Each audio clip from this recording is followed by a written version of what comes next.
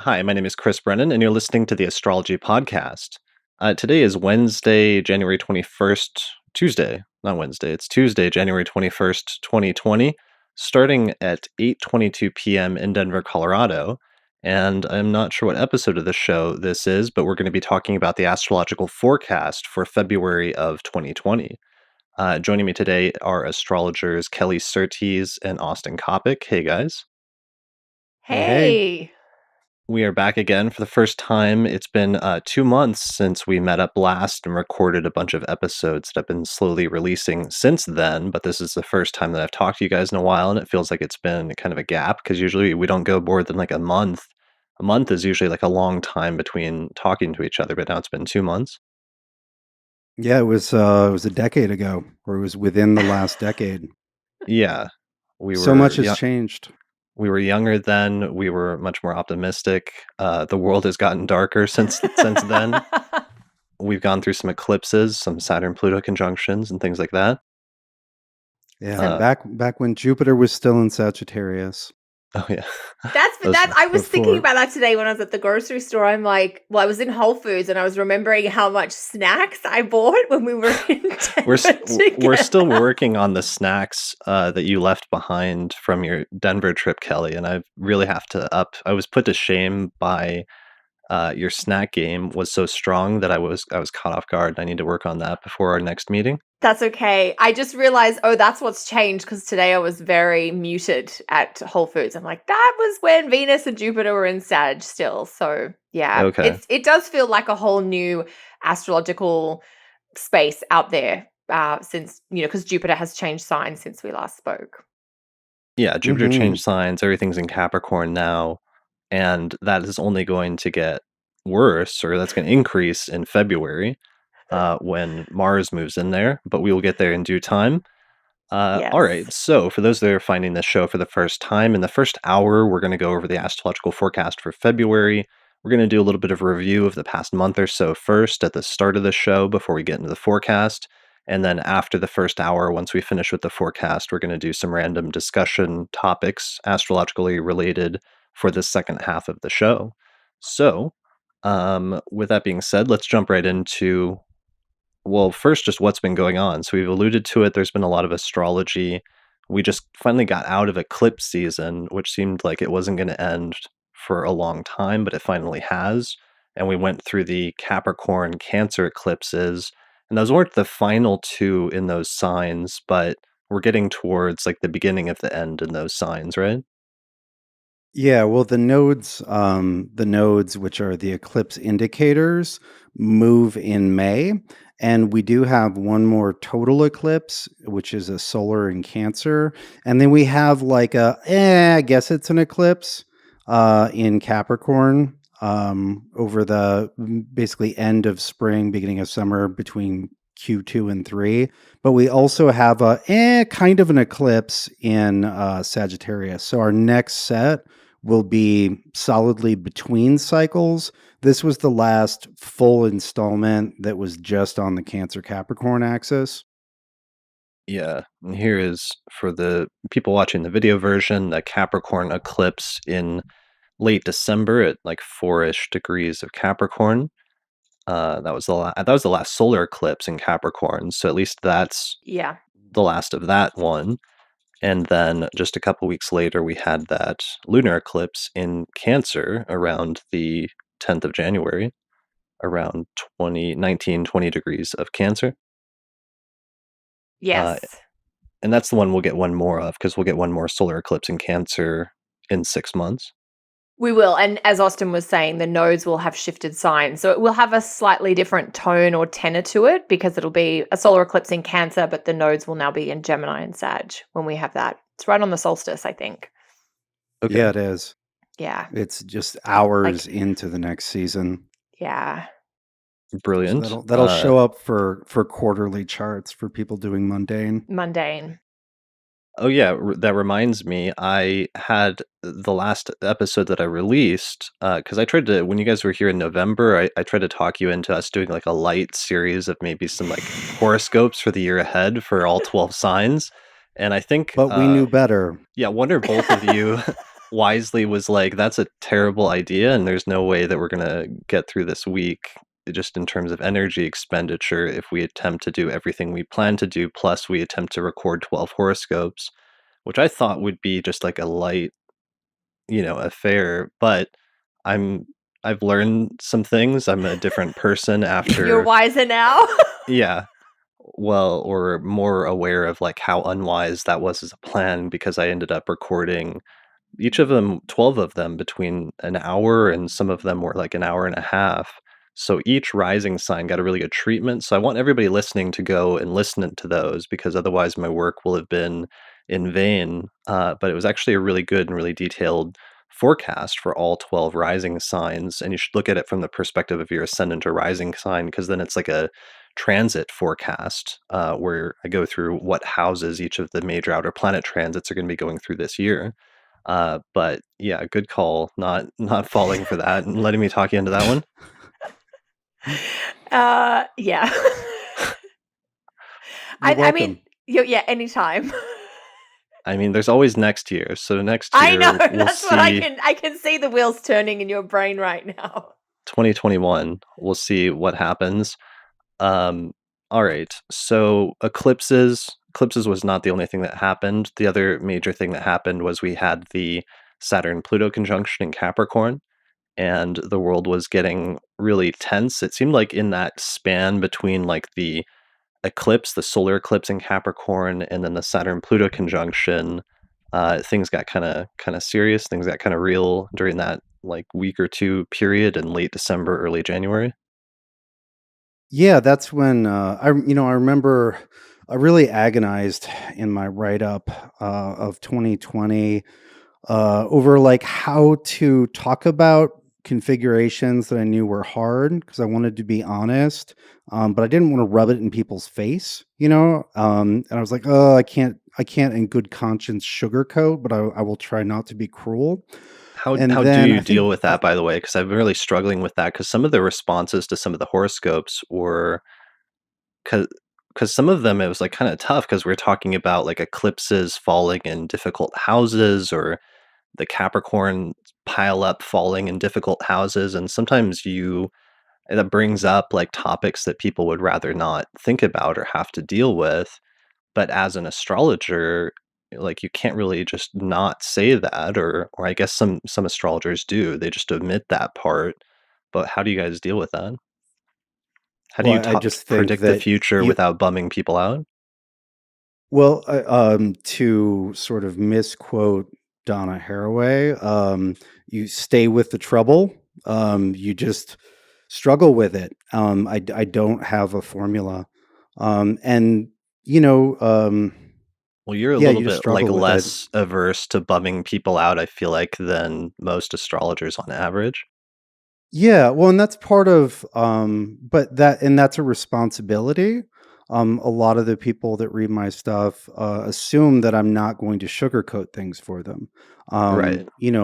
Which doesn't mean that I don't struggle and think about what to say and how to say it. But just one thing, real quick, what I was leading towards is I was like, okay, well, I decided not to sugar. There was some sugar I was maybe going to sprinkle on it that I thought was dishonest.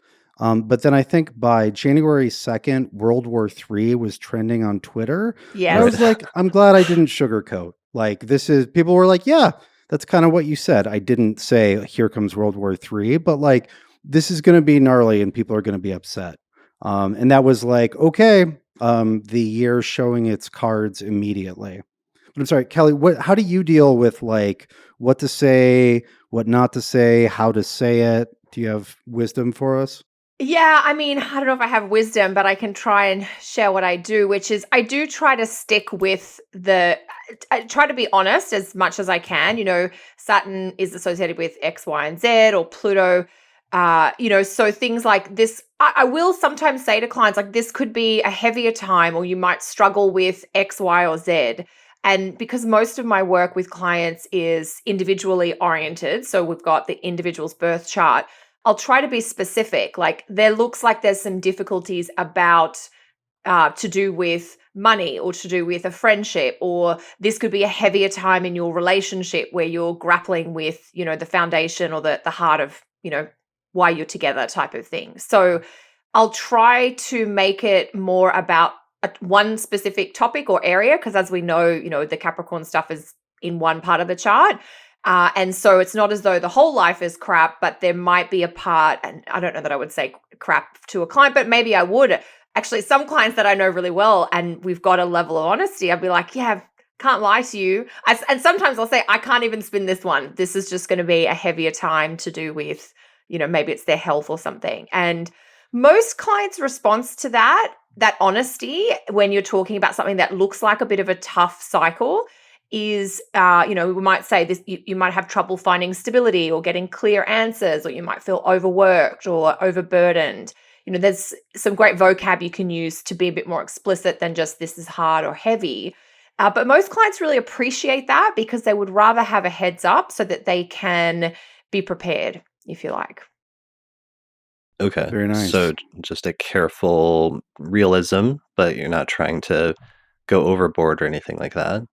Yeah, and I guess that's something that does come to from having done so many sessions with so many people over so many years, is that people live through these things. I Right. know it's not going to be the end of your life that this Saturn Pluto conjunction happens. It might be hard to do with friends, or it might trigger an underlying mental health issue depending on what it's activating in your chart.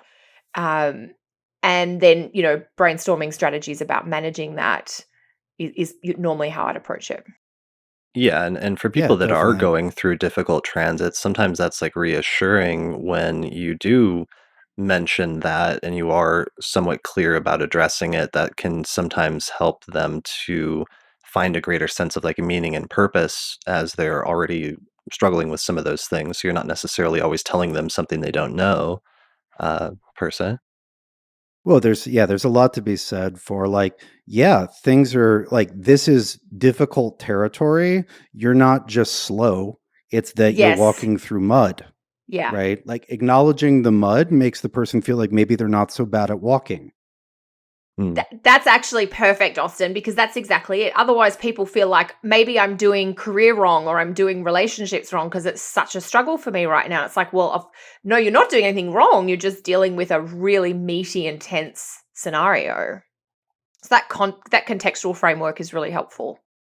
Yeah. Yeah. Yeah, well, and with it's also it's different to do something like you were doing, Chris, with horoscopes or writing a piece about the year.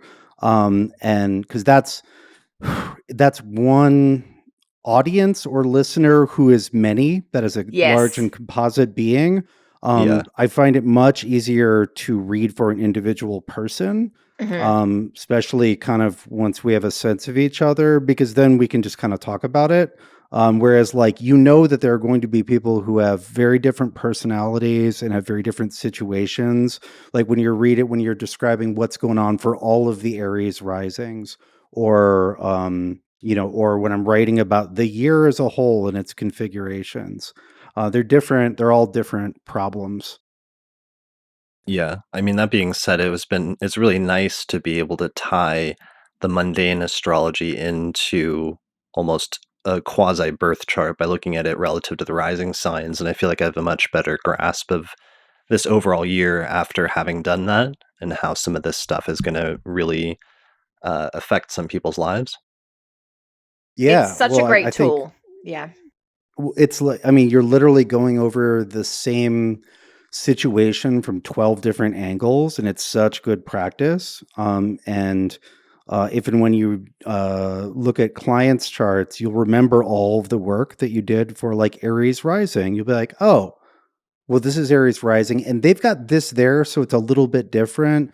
But you'll see some of the, what might be just sun sign or rising one sign from the perspective of one sign stuff, um, turning up in a shockingly literal manner in individual charts.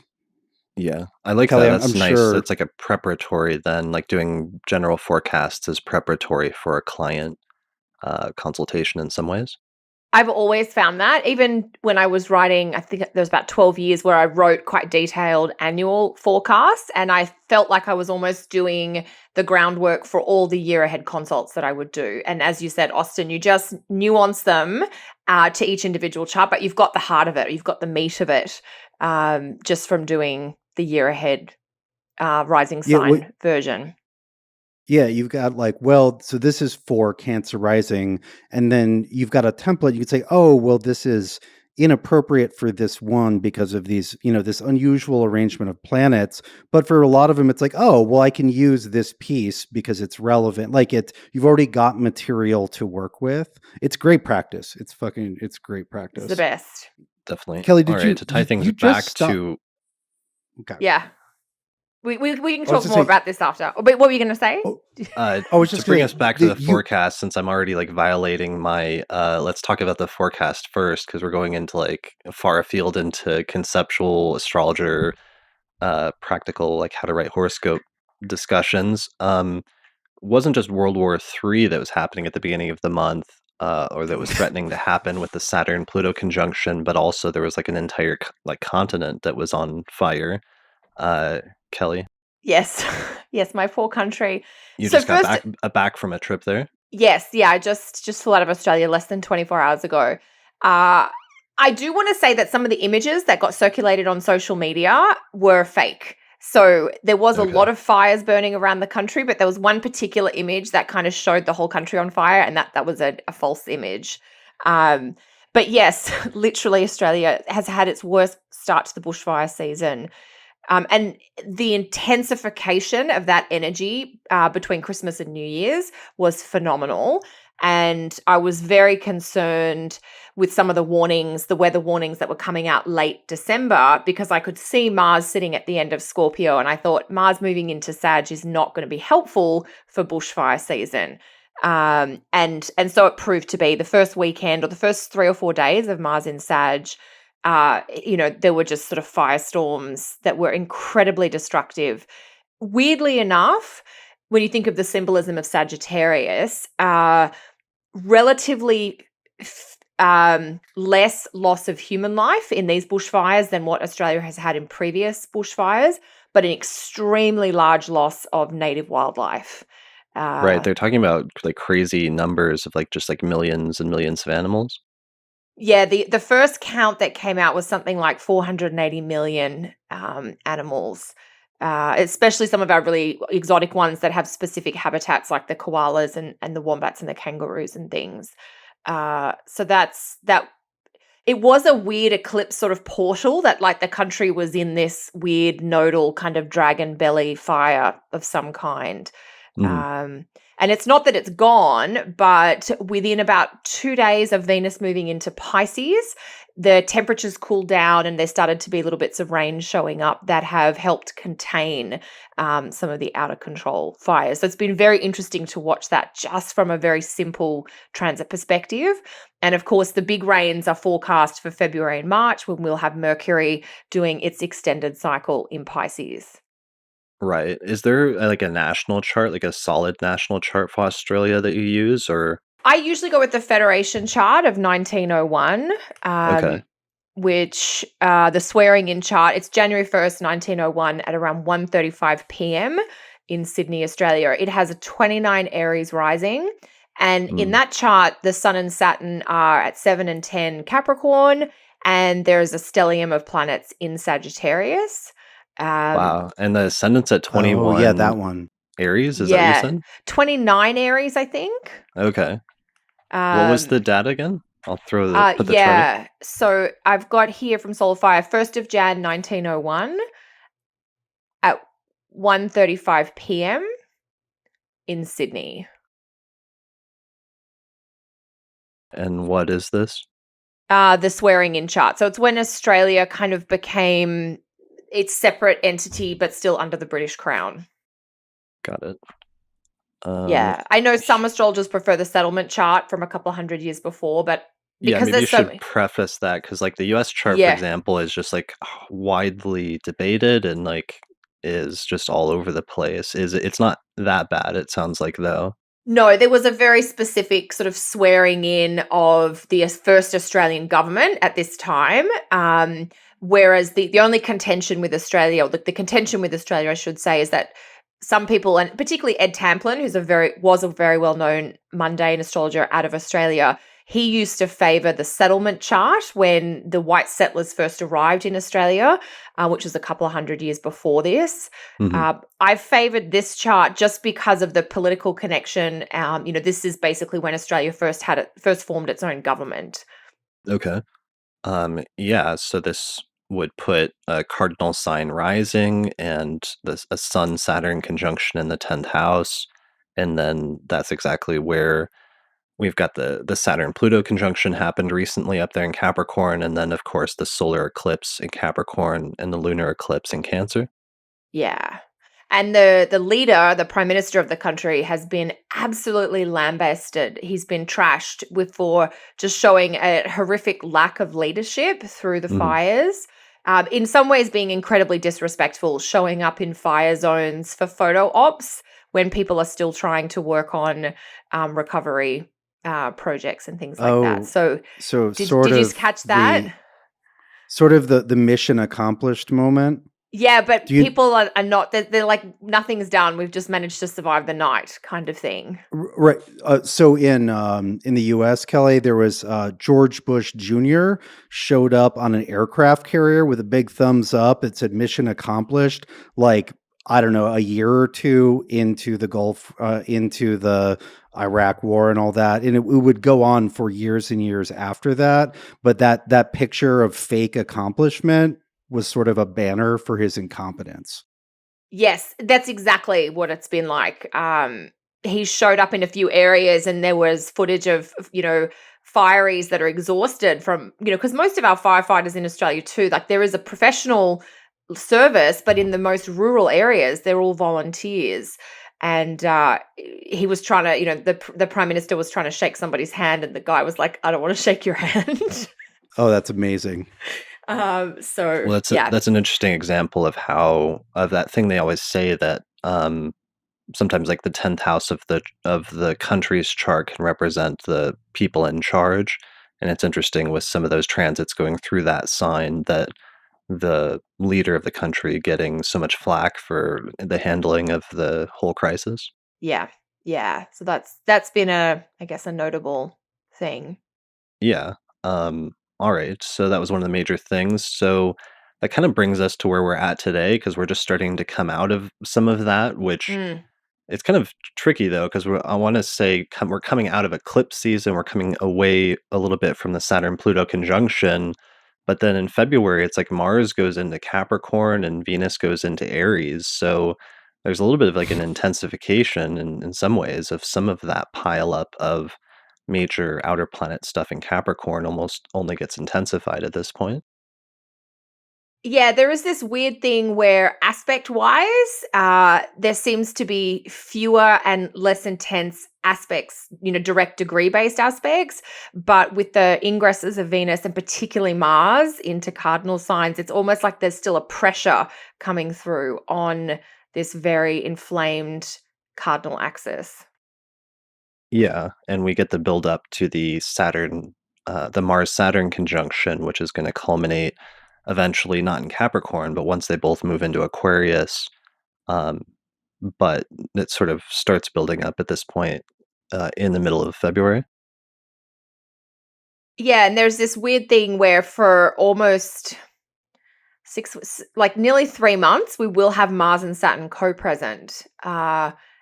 Because Mars and Saturn will be together in Capricorn for about 6 weeks. And then there's like a week transition where they both move into Aquarius. And then we'll have Mars and Saturn together in Aquarius for about 6 weeks. So there is that sense of we've done the Saturn Pluto, and now we have some Mars Saturn to come. Right. All right. So here's the chart for February 1st, just to give us context of like where we're starting at the beginning of the month. We've got Mars going through the later part of Sagittarius in the first half of February before moving into Capricorn on the 16th. It does that simultaneously as the Mercury retrograde. That was like the main thing I really focused on in my horoscopes for February is that simultaneous Mars ingress into Capricorn on the 16th of February and Mercury stationing retrograde, which seemed pretty notable. Is that, as far as you guys were concerned, one of the most notable things that happened this month, or what caught your eye about February? Yeah, that's the if you're gonna, if you're gonna just do one paragraph on the month, it's that it's pretty solidly split down the middle. Yeah. It's on the 16th. We have Mars moving into Capricorn, where it joins the South Node and Saturn and Pluto and Jupiter. And on the very same day, we have Mercury stationing retrograde. And so we do have some important ingresses of Mercury and Venus during the first weekish of the month. And then we have a full moon after that. And then we get to the middle of the month. And then that's a different kettle of fish, as some people Right, might as say. our Australian friends might say. I love it. We're infiltrating.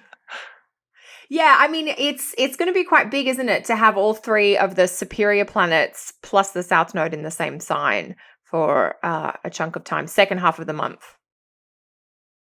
Yeah, I mean, for me, it seemed like um, some of the people with like day charts may have been like skating through some of the Capricorn stuff relatively okay, but then once Mars gets there and crashes the party in Capricorn, it's like nobody's quite getting through that area of their life without any disturbance whatsoever, whether it's That's a a good day way to put chart or it. night chart. That's a good point. And I guess the other thing, just as we're sort of summarizing February, most of the astrological activity is happening in the last 2 weeks of the month. Just, when you look at the layout of different aspects and things like that, there's this weird period in the middle of February where even the moon doesn't make any aspects for quite a few days. That's sort of the week following the full moon itself. When I say aspects, it'll obviously be making sextiles and squares, but isn't conjunct any planets. So it's just it's just a little different. The other major thing this month, so we're focusing on the Mars ingress into Capricorn because that just intensifies the Jupiter, Saturn, Pluto transits already going through there.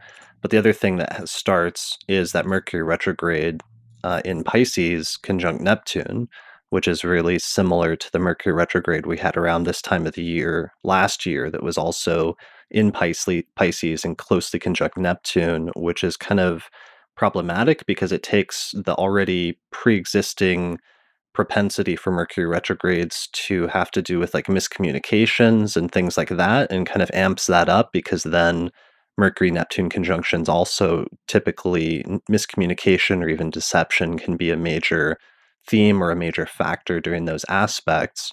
So we get like a redoubling or an intensification of that as a possible theme, especially right around the middle of the month, around mid February. Yeah, it's a very classic Mercury retrograde. We have, Mercury to add to the possibility of poor communication, travel plan problems, electronic madness, etc. All the classic Mercury retrograde things. It's Mercury in the sign of its fall, sharing the sign with Neptune, and then adding retrogradation, and then eventually towards the end of the month, combustion. And so it's really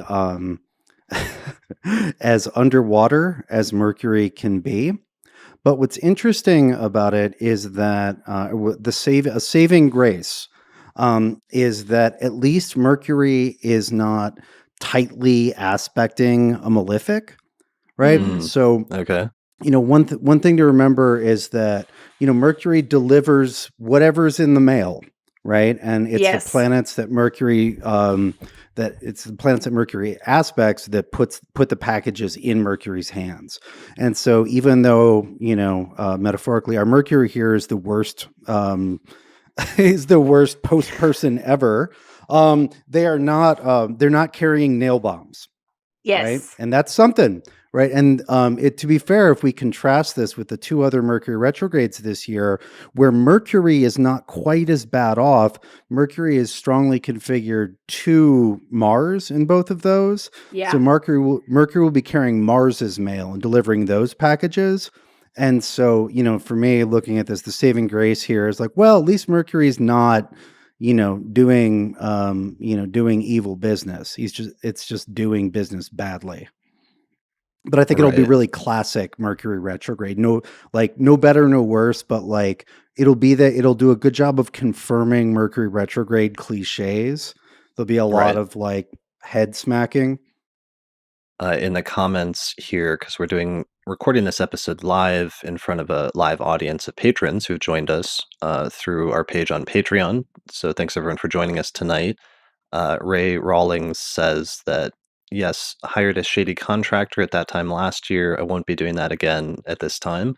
And that's really funny because that reminds me of my Mercury retrograde story last year, which is that we needed to sign a lease to move into a new place to try to get Oh, the place with the podcast studio. And that was during that Mercury retrograde in Pisces last year, conjunct Neptune. And we were really nervous about having to put the electional chart and having an electional chart for signing the contract, and that Mercury Neptune was going to be prominent no matter what.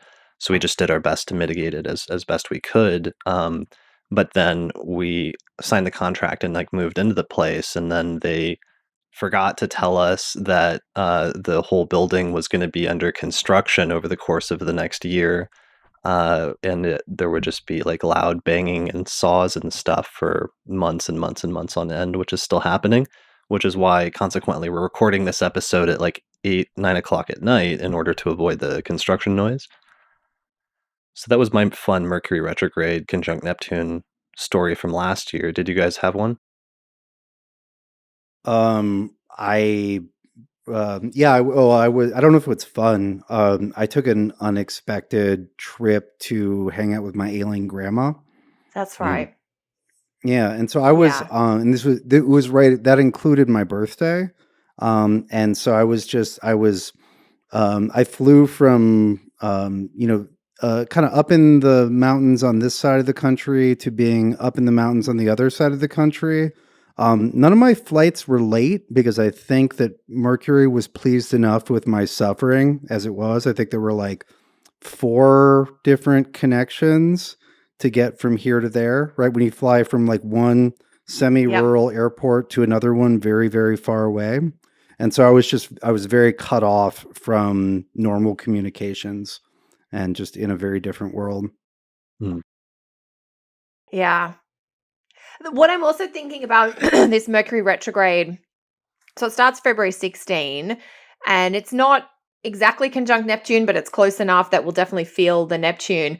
To me, this feels a lot like having to go slowly or having to kind of feel your way forward, which is by necessity going to have you making decisions more slowly or having to take into account factors that are harder to clarify or identify.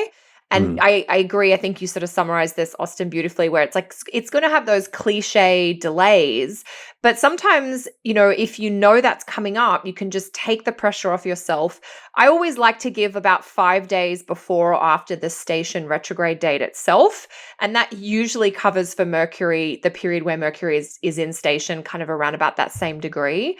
And just to either catch up on stuff from the past or to take a bit of a mental break, so we can get more easily overwhelmed, particularly with this Mercury in Pisces, with Neptune, it is so sensitive. And so things like baths or just time out, music, maybe time away from technology, it's not going to be super productive. But if we can know that, then we can plan extra, downtime where we've got the ability to control that. Yeah, I advise of and practice a variant of that. I try to leave slack during Mercury retrograde Mm, periods. There are sometimes where I'll schedule myself really tightly, and I expect X to get done so that Y can get done next. And because Mercury retrogrades very often have little delays or little reschedulings that mess up a tight sequence, Mm. I just try to not do that then, so that I don't have, because when you put things in a tight little row, if you nudge one thing, then it messes up your whole idea of how things were going to go. And so I just try to leave a little slack so that when the little chaos bubbles come up and burst, that it doesn't actually mess with the pattern that I'd envisioned for that period of time. That's Right. beautiful. Just have The to breathing room. sit back and let it ride Mm. during the Mercury retrograde. Let it all play Yeah, out. or just leave a little space, because stuff comes up, even if it's not big, even if it's somebody else who has the delay, but you were going to get a thing from them, and we're, to the degree that we're intertwined, it doesn't even necessarily have to be your transit. Yeah, and someone in the Q&A section was asking about whether they're more susceptible to Mercury retrograde because they're a Virgo sun and rising and they've got the moon in Gemini. I don't know what you guys think about that, but I usually say, yeah, if you've got a lot of Mercury ruled significations in your chart, you might find the Mercury retrograde more of a thing. You'll also find Mercury retrograde potentially more impactful if you're in a Mercury ruled perfection year. Yeah, Yeah. double yes. Or if it's going over like an angular house and especially an angular degree in your chart. So for this person, if they have Virgo rising, if their descendant is really close to, let's say, 12 Pisces, which is the degree that Mercury goes retrograde at, then that would heighten the potential for that to be personally tied into their life. Yeah, some good. I just figure I know people are often wondering like how much is this going to affect me? So there's some other ways to work that out.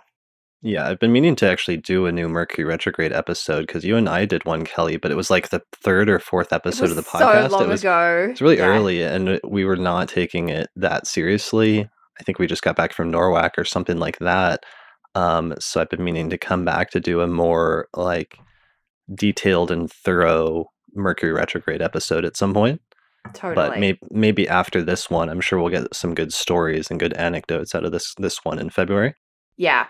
And I do want to just amplify what Austin said earlier about of the three Mercury retrogrades in 2020, and at least said 2019, in 2020, this has a relatively benign quality compared to the other two. So even though it's going to be a bit confusing, it doesn't have the kind of more clanging or difficult interchanges that the subsequent two Mercury retrogrades are likely to flare up.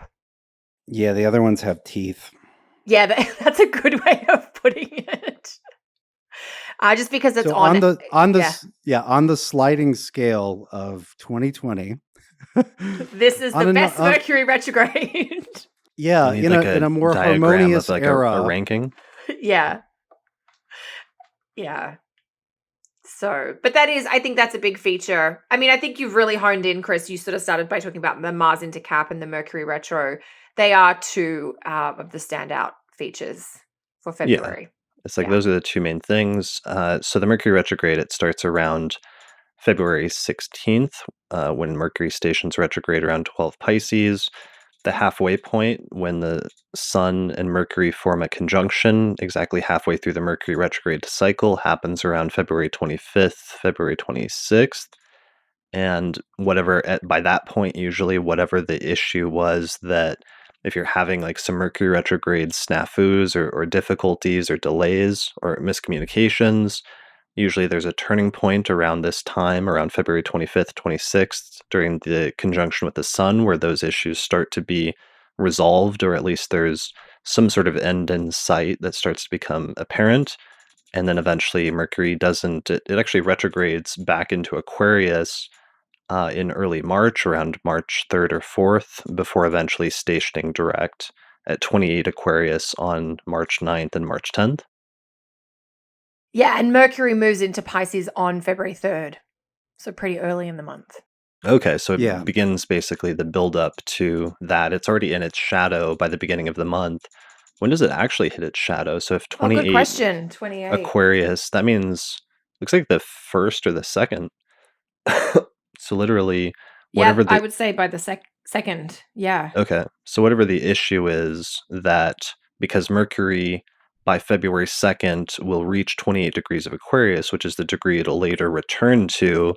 There may be something that's initiated in early February, in the first half of February, that you think is like a one-time event or that you should be a one-time deal, but for some reason later in February, in the second half of February or early March, you have to return back to it, and there might be some sort of either revisiting or some sort of do-over, where you have to go back to that thing that you initiated previously in the first half of the month. And the one other thing that maybe we should pop on the screen if you guys are interested is just to have a quick look at the Leo full moon.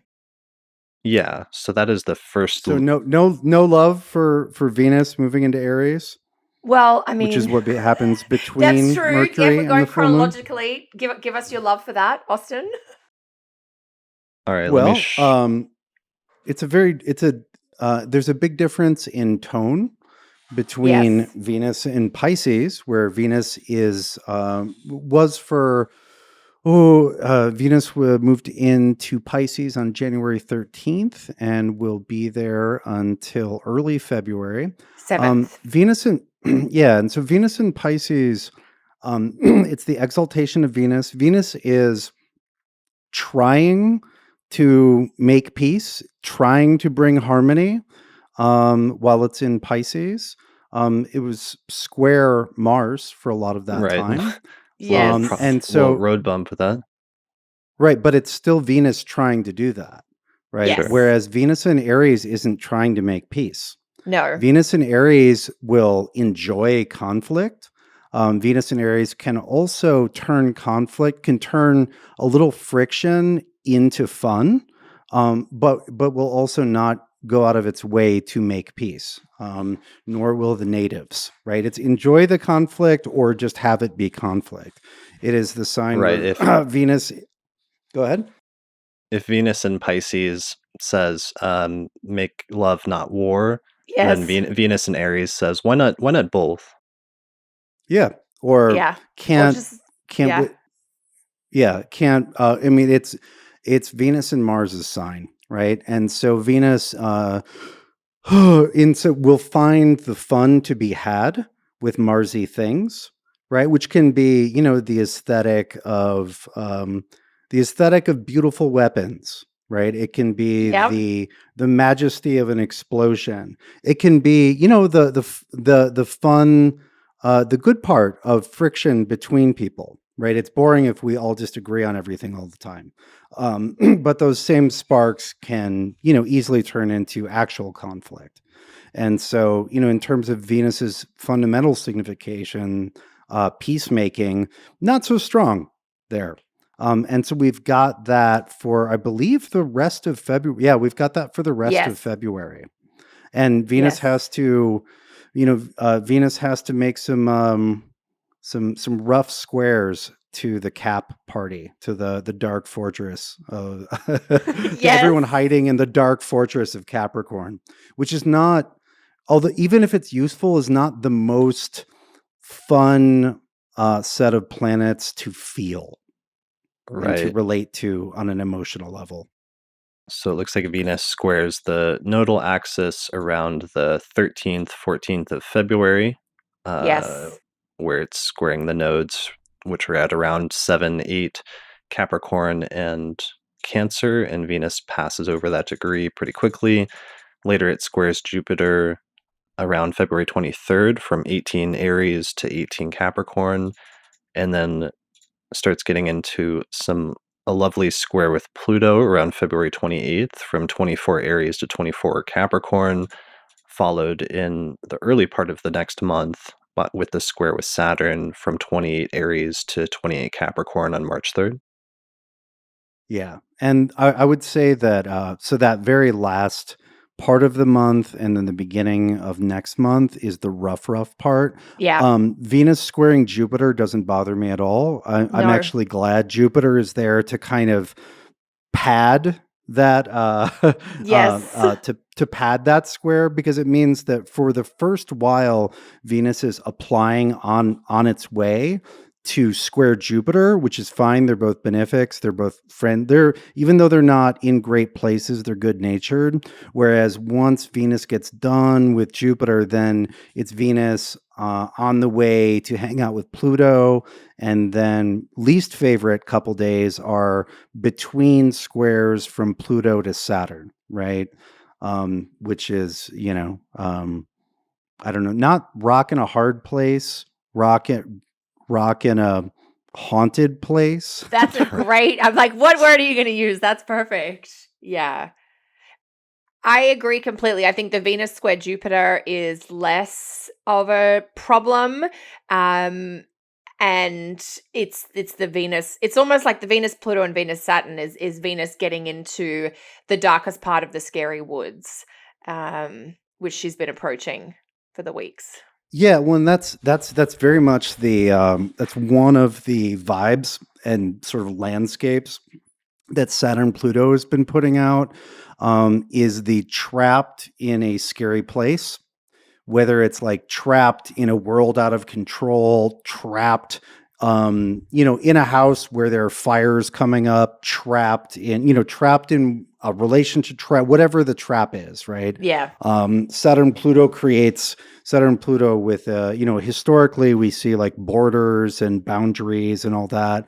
Personally, we get that same theme, but it's being stuck inside of, right? Stuck inside of something, of walls that are ominous and unfeeling, right? And so that with when Venus configures to things, we feel that same pattern, but relationally, and that could be relationally in terms with other people. Like, you might feel like your relationship is this terrible trap for a few days, or it might be the way you relate to the world. But it's hard for Venus to do the Saturn Pluto because it's so felt.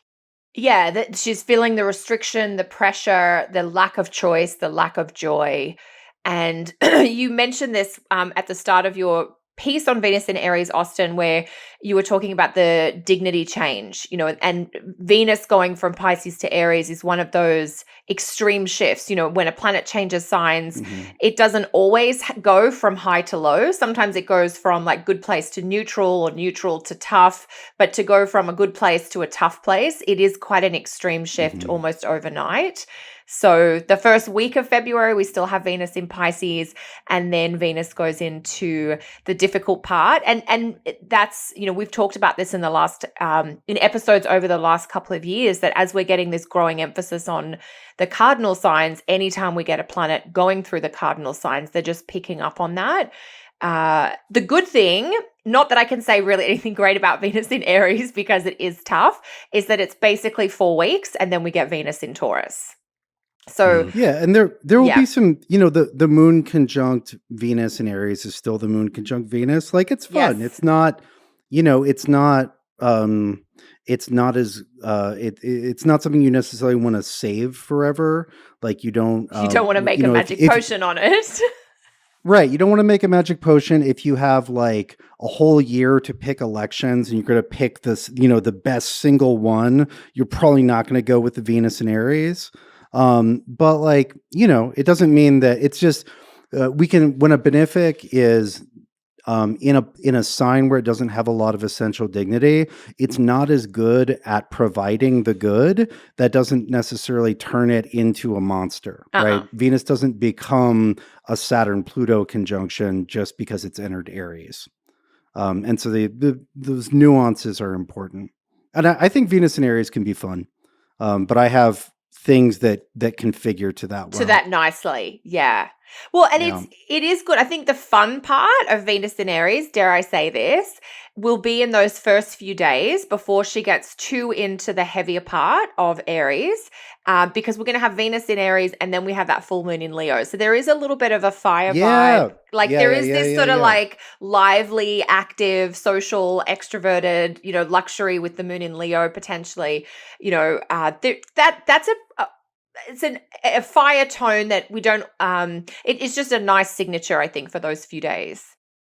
I think it's the moon's first ingress, like the day and a half before the full moon, when it just makes a nice trine to Venus. I think the moon hits Venus just after the ingress. Yeah, I think you're right. And Chris is doing, yeah, there's Venus gone Yep. into Aries and then the moon into Leo. Yeah. Yay. Yeah. And then we have the moon off axis to the Capricorn, the dark woods. The moon in Leo is bringing a totally different point of view through. Yeah, Yeah, I it's like really it's kind of a nice break. Yeah, and that's why, I'm really excited about the moon in Leo, the full moon in Leo this month, because it is just a change and a bit of a more upbeat or forward-looking vibe. And I think because it's our first full moon since the eclipse season, it's just got a more kind of neutral, I don't know. I mean, I think it's going to have a little bit of an uplift in it, actually, that fire vibe. Yeah. Yeah, it's So not as if weighty go as ahead. the eclipses we were just dealing with. Yeah, it's our first full moon to not be eclipsed since of the year, right? Yeah, Because we've only had Mm, one full moon this year, and it was an eclipse. of in the Cancer. decade. Yeah. And so just again, like on the sliding scale of 2020, it's pretty great. Yes. Yeah. And it's Leo, Great so on that bell curve. that bell curve. And it's like over the weekend, that weekend of February 8th and 9th, I think, go out, do something fun, do something a little bit more, enjoyable or even a little bit more expensive, relative to what you might normally do. Just play and have fun. Yeah, and it's also nice because the thing I like about Venus changing signs at this point as well is it just gets out of that square with Mars. And while there Yeah. will be a little bit of a return to that once we start getting the sign-based square, once Mars goes into Capricorn, like a couple weeks into the month, there's this nice little reprieve where Venus is moving through Aries and it's no longer got that really close degree based square for about a week with Mars, but instead it's just sort of hanging out on its own there and it's not hitting any hard aspects with other planets for quite a while. So that week seems kind of nice here. What is the second week of February? Yeah. And definitely has a lighter vibe to it compared to some of the months that we're coming out of, as well as some of the months that we're probably going into, especially once Mars goes into Capricorn. So Yeah, I what's mean, really frustrating? Go ahead. yeah. I was just going to say the one Okay. aspect. Okay, you go, Austin. We're both No, like, you go. no, okay. So the one aspect that I am like watching with Mars in Capricorn this month is the South Node conjunction around the 25th of February. Okay. That's sort of my pick for, I think this could be a bit of a gnarly couple of days of just a little bit of almost like the slicing and dicing of separation or ending or letting go with Mars there on the South Node. Mm, Weirdly, with maybe a little bit of some low energy, just because of the South Node kind of zapping. It's yeah, that's right definitely around. Go ahead. That's the same time as the Sun Mercury conjunction halfway through the retrograde cycle, so maybe that's connected in some way or will be for some people seeing the whatever the resolution of the Mercury retrograde is result or requires that ending or releasing or severing symbolized by Hmm. the Mars South Node conjunction. I think that's a really nice connection. Not only do they happen at the same time, but they're almost perfectly sextile. Yeah, by Yeah, degree. Mars, Mars and the South Node both like to negate. They do it in different ways, but they can definitely agree on purging, whether it's the body, the friends list, the the relationship, the job. There's a profound agreement between the two about negation. I remember, and purgation is really the right Yeah. concept.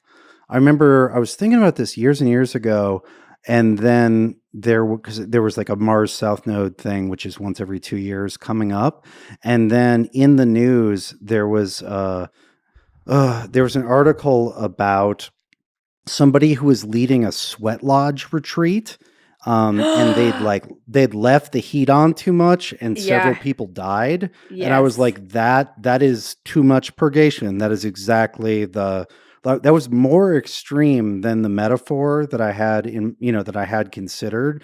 But that's the good worst case scenario.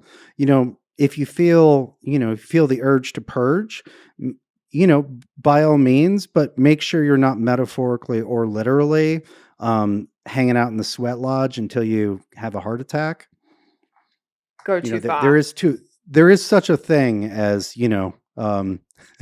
as too little of a bad thing. I don't know. Whatever. There's such a thing as too much purging, even if cleaning up is a good idea. Yes. Yes. I mean, I had a weird as you were telling the Sweat Lodge story, I was like, when you said purging, I was like, it reminded me, and I don't know if I can talk about this. I don't want to gross anyone out, but I don't know if any of our Oh, bring it listeners have on. ever had. Yeah, I'm like, you guys might like this. This is not a typical Kelly story. Has anyone ever done colonoscopy prep? Like had a colonoscopy? No, not yet. Someday, So looking you forward to you it. I guys are mean, probably far yeah. too young to do it. We have bowel cancer in our family, so we've had to start them younger than most people normally would. And colonoscopy prep is basically having a laxative for 24 hours to completely empty out your system. And that to me is it's right on the edge of like an extreme purge, but you don't want to take it too far, obviously. But Right. that's a Mars South Node thing, I think. Well, Uh, and as I've been saying for many years, and people I see the people on Twitter are coming to agree with me. The tail of the dragon Yes. is the part that would be most involved in the colonoscopy prep for the dragon, and that Yes. one of the range of primary significations for the South Node when we're talking about bodies involves that end and the things that happen with that end. Yes. Yes. Sorry to gross, but I can see some of our listeners are actually in the right age bracket. We've got someone who's a nurse and somebody who has done colonoscopy prep. So it's the emptying out, basically. Well, Yeah. everybody poops, Kelly. Everybody does poop. And when you do colonoscopy prep, you have to do all the poops. So is there's that did we find our title for February? all the poops. Everybody poops. Yeah. Everybody It's a poops. classic children's Yeah. book for a reason. It is. It is. I mean, it'd be I a think great toilet train. Anyway, so that's the Mars on the South Node. I mean, because I feel like we're going to see some sort of reactivation of the Marie Kondo thing. And, that was quite destructive 12 months ago when her Netflix documentary came out shortly after the South Node went into Capricorn. In terms of Yeah, everybody. I feel like. Yeah. Oh, I was just saying. I don't feel like that's ever let up.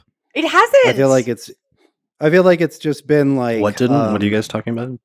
The like Marie Kondoing of different life structures since South Node Saturn Pluto formed up. It's just it feels like some sort of dungeon adventure where you clear one level and then there's like a deeper level and then there's a deeper level. Like I was just lamenting how much left there is to do the other day. And I looked back and I was like, didn't this start like a year ago? And I thought about all of the like clearing out of the inbox and then this structure and we moved and like all the stuff that we'd done. And I was like, oh, and there's still this much more to go. I was like, this is literally going to last until the goddamn South Node leaves Capricorn, isn't it? That's what I think it is. I think the South Node in Capricorn, ruled by Saturn, this quality of time and matter and material world. And, at a more inspirational level with the Mars South Node, it's clearing the clutter from the schedule. It's clearing the clutter in terms of how you're using your time and developing different skills with time management. But yeah, this is like we're just not quite done with those South Node activations in Capricorn. Yeah, well, and that's a good point. I feel like we need to say, I'm going to say some nice things about Mars and Capricorn. Oh yeah. Okay. So Mars is a malefic, and so that means that just like a sharp blade or a hot flame, it is not hard to injure yourself with it. Nonetheless, we need sharp blades and hot flames for a variety of tasks that are necessary to life, and that if you're going to Mars, then having a really strong Mars in Capricorn, it's exalted Mm. there, ambient in the sky can be very helpful. Again, it's gonna the same sharp blade with which you chop the carrots for soup may be turned against some people depending on their charts and lives. But if you find yourself doing the chopping and making the soup, it's nice to have blades that sharp and a stove that ready to cook. And it's Yeah. really it's just sorry, one more point. No, It's no, a go, go, really go. annoying. There's a really kind of annoying contrast with the Mercury retrograde because I Yes. feel like the desire to get some shit done is going to be stoked in a lot of people by that Mars in Capricorn, but then you go to do it and the details the details ruled by Mercury are going to tend to just kind of run all over the place. And so we've got like strong desire, but then, and it doesn't mean the implementation is impossible, right? It just means that like you're going to get right to it because you're really motivated. You're like, oh, I'm finally going to clear that out. And it's going to take, twice as long as it might at another time because Mercury is trash. Right. This is gonna take longer than I thought. It would probably be a good keyword for this month. Yeah. Uh, Absolutely. With, The and look Mars, at sorry. Go ahead, Kelly. I was saying Mars conjunct South Node. It's 6 degrees of Capricorn on February 25th. We just had someone wanting to clarify when that's happening. Yeah. And And But they'll be co-present within a few degrees for pretty much the whole second half of the month. yes. And this Yeah. might help us to focus on the second lunation of the month, which is this new moon at 4 degrees of Pisces, which is happening right in the thick of all of that because Mars is just getting up to the south node by that point, and Mercury is um, firmly retrograde and getting close to, but not quite there, to the conjunction with the sun and the halfway point in the retrograde cycle. Yes. Yeah, that little new moon in Pisces, it's still happening even though there's a lot of other stuff going on around that last week. It started the last week of the month. Yeah, well, it kind Yeah, of little anchors like twinkle some of of that stuff. inspiration. Yeah, it does. Yeah, So, totally. I mean, I think too, like we've been talking a lot about Mercury in Pisces and Mercury retrograde, that sort of 48-hour window with the moon moving through Pisces, which is anchored by this new moon in Pisces, is just going to have a very Piscean, fluid, flexible, maybe slightly dazed and delayed vibe. Yeah, right. this might be somewhat individual, but I like the sun moving into Pisces as far as navigation goes. So I believe it's the 18th that the sun moves into Yes. Pisces. Um, because, if we're going to be doing this underwater echolocation, dream sonar, Mercury retrograde and Pisces thing, it's easier, I think, to have the light of the sun down there too. Whereas earlier in the month, when the sun's in Aquarius, the sun's trying to do rational, cloud writing up above it, satellite view stuff. And that's not where Mercury is at all. And so having the sun go into Pisces, at least we're kind of like in that. And it'll be, it brings the sun and Mercury into the same territory, the same geography. And it's like, okay, we're doing sonar, right? Yes. And sonar may not be the easiest thing, but if it's sonar but you're trying to do radio, then it's even worse. At least you're doing sonar. That's a good point, though. Sometimes needing, with the Mercury retrograde in Pisces, and needing to switch to other senses that you might not be used to using or might not be as refined or detailed in order to like navigate the situation as a matter of necessity. Yeah, yeah. And I mean, as I said, like that might be more me because I've got some of my senses are in Pisces. So I'm like, that'll be easier. But like everybody's got an intuition, everybody's got that, dream echolocation. Absolutely. And I think there's definitely something for, like, as a general thing for everyone, where the sun and Mercury being in the same signs, that piece can sometimes help out with clearer messaging in whatever form we have to get the message than when the sun and Mercury are split in two different signs. Well, especially if there are problems to solve, right? Like Yeah. I'm cool with Mercury being somewhere else when it's doing fine, but when Mercury, when Mercury's, calling in Mayday, it it's useful to have some assistance, right? So if you want to go back to that new moon, I guess you're right there. So one thing that's kind of fun is one, it's again, it's strangely motivated, being in a perfect sextile with Mars in a strong position, and Mhm. then two, it's right on a nice fixed star. It's right Yeah. on Fomalhaut, which gives like a little bit of extra twinkle to that lunation, and to what a the reset that everybody gets during the dark of the moon there. Yeah, it's beautiful to have a star on a new moon on Fomalhaut. It's just such a nice, internally aware but clear type of star. Um, it's this conversation about sonar and going deep is reminding me of a quote I read today about. I think I've just found it. I'm just going to read it out. The quote is from the Tim Ferriss blog, but he's quoting someone else, a mathematician, Donald Knuth, I think I'm saying. I'm just going to read out a couple of sentences because I think it's relevant for this Pisces new moon period. So this mathematician Donald Knuth says, I've been a happy man ever since January 1st, 1990, when I no longer had an email address. I'd used email since about 1975, and it seems to me that 15 years of email is plenty for one lifetime.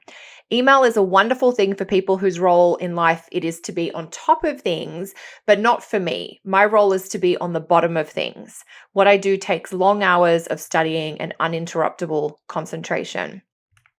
And I'm wondering if what this analogy about the sonar is sort of like maybe disconnecting from some of that busy, Mercury technological stuff will allow everyone to dive deep into a particular topic or area of their life and get more of a felt sense of it, which will then filter up in the days and weeks to come into clearer choices that are coming from a more embodied or integrated place internally. I think it's great advice. Yeah, definitely. Makes me think of there a certain depth of the ocean. It's the aphotic zone or aphotic zone, Mhm. like photo or photon. It's the depth that light cannot below which light cannot pierce. Yes. Right, where all the crazy animals are. Like descending into, the Yes. mind and the soul both have an aphotic zone as well. Yeah, and I think that's what Mercury in Pisces and some of this Pisces new moon is about. It's about getting out of the place where the light and the thinking is happening so that you're drawing on, as you said, Chris, earlier, the subtle senses, the feeling, the intuiting, the sensing, which is more abstract by its nature, but can actually steer you in a more meaningful way. You've just got to slow down and get quiet enough to hear what it has to say. Yeah, and Hmm. there's something also just tremendously optimistic about Pisces in general, and even with Neptune thrown in, Really? and I don't believe it.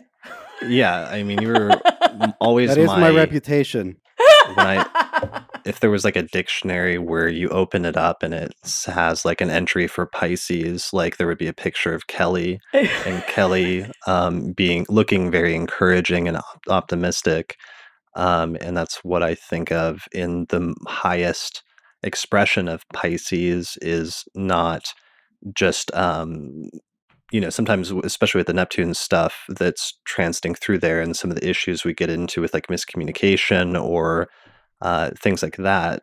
That's can be the challenging side, but the positive side is just pushing through and having an overriding sense of optimism that can carry you through any situation. And that new moon has that feel to me, especially with the fact that once the new moon is complete, the next aspect that both planets make is that sextile with Mars immediately in Capricorn. So maybe the combination of that overriding sense of optimism with the sense of like rolling up your sleeves to do some hard work and put in some long hours, carrying you through and helping you to resolve whatever the Mercury retrograde issue is this month. Yeah. Yeah. I do. I did want to say that normally I really love the Mercury and Capricorn cycle. And I know, Austin, you spoke to this earlier. And I do still think it's going to be an incredibly productive time. It's just going to require a lot of effort for us as a general theme, individually.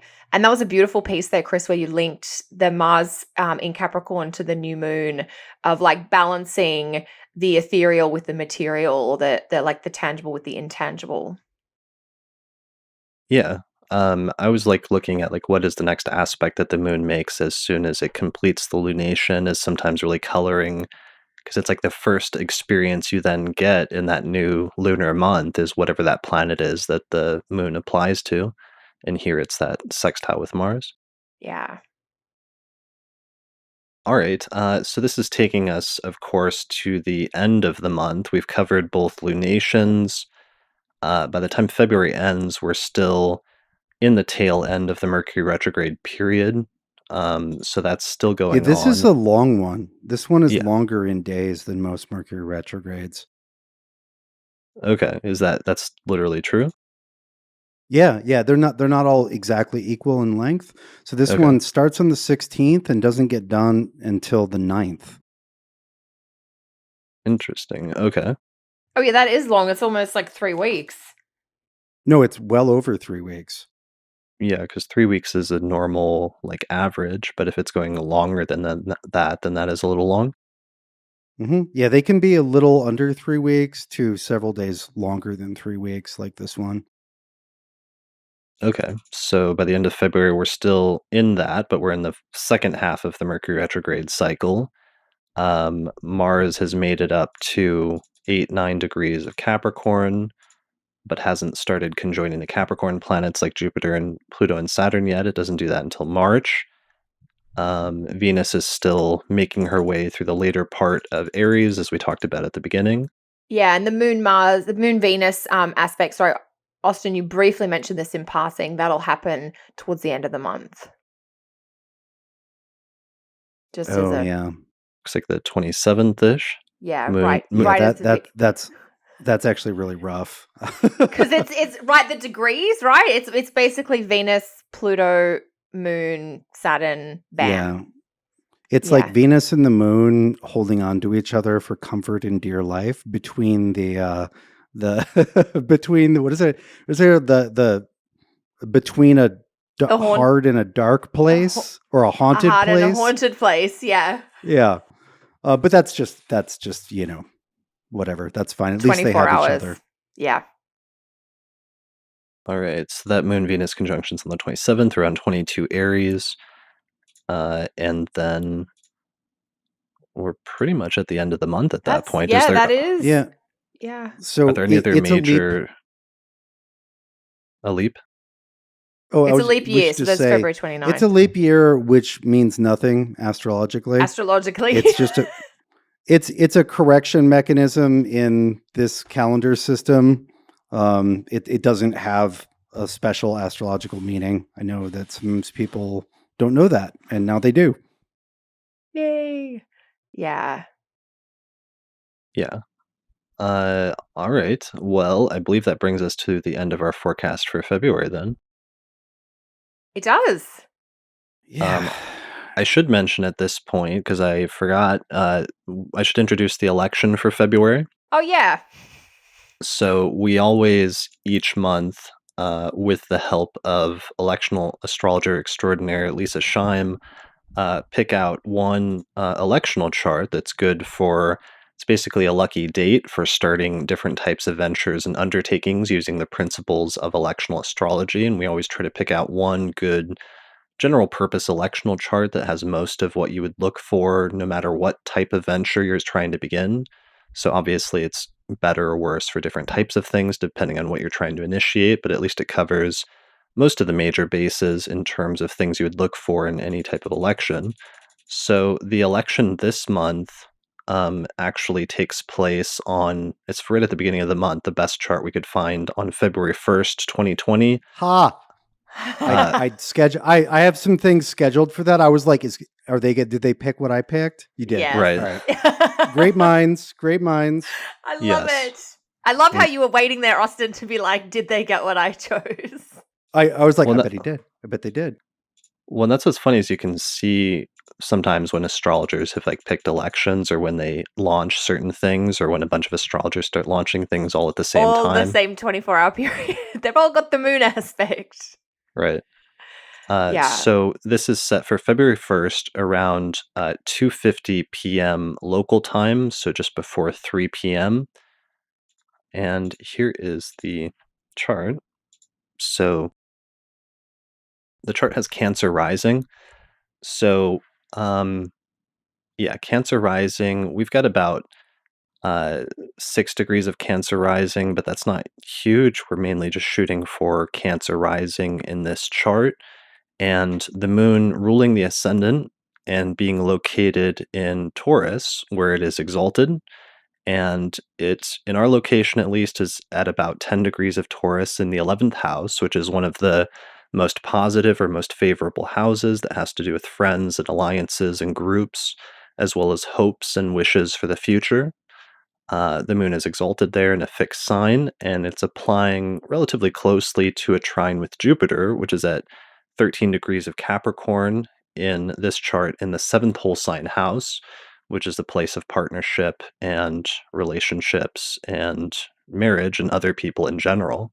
So it's a very like other people, partnership, and friend focused electional chart that should be relatively good, especially for both of those topics, or at least initiating something in which you might want friends or a partnership to play a significant role in a positive role. Um, let's see what the part of the chart that's a little tricky is Mars in a day chart in the sixth house. So might be a little bit problematic for things involving like subordinates. There's also potential where it might not be great for health issues, but it kind of depends on what you're dealing with or what you're using the selectional chart for. But it's relatively good for 11th and 7th house topics. Yeah, so that is our electional chart for the month. What were you going to use this for, Austin? Can you say, or was it for something Oh something yeah, it was secretive? Something secret. Right. no. It's literally my plugs for later in the episode. I will be announcing my 2020 class schedule and opening enrollment on February 1st. I will also be opening up readings to reading booking for the first time in a year. It's funny. I was going to do it a few days earlier. I was going to do it on the Pisces moon. And then I started looking at it and I was like, why not wait 3 days or 4 Yeah. days and just do the Taurus moon? So yeah, I'd actually just made that adjustment a few days ago. I was like, people and myself can wait for the better election. And it's nice, February 1st. Yeah. I may go Taurus rising with that. We'll see. Okay. Because Venus Yeah. is still in Pisces, isn't she? And then you Yeah, get, if you're well, doing and- classes, then you get the moon in the third. Yeah, there are a couple ways to do that. I wouldn't do Pisces rising because I don't want Mars in the 10th, but I could maybe go Taurus rising. Oh, I beg your pardon, Taurus Um, rising. Yeah. And I'll also hem and haw about planetary hours. But yeah, it's a nice one. And so one thing about the Cancer rising that Chris put up there that's I think particularly sexy is that not only do we have an exalted moon ruling the rising, but that exalted moon is ruled by an exalted Venus. So we've got like we've got exaltations 2 layers deep. Yes. Yeah, it's nice like Nothing wrong exaltation with that. chart. The only reason we avoided Taurus is because we're still getting away from the Venus-Mars square, which at least is finally separating in this chart.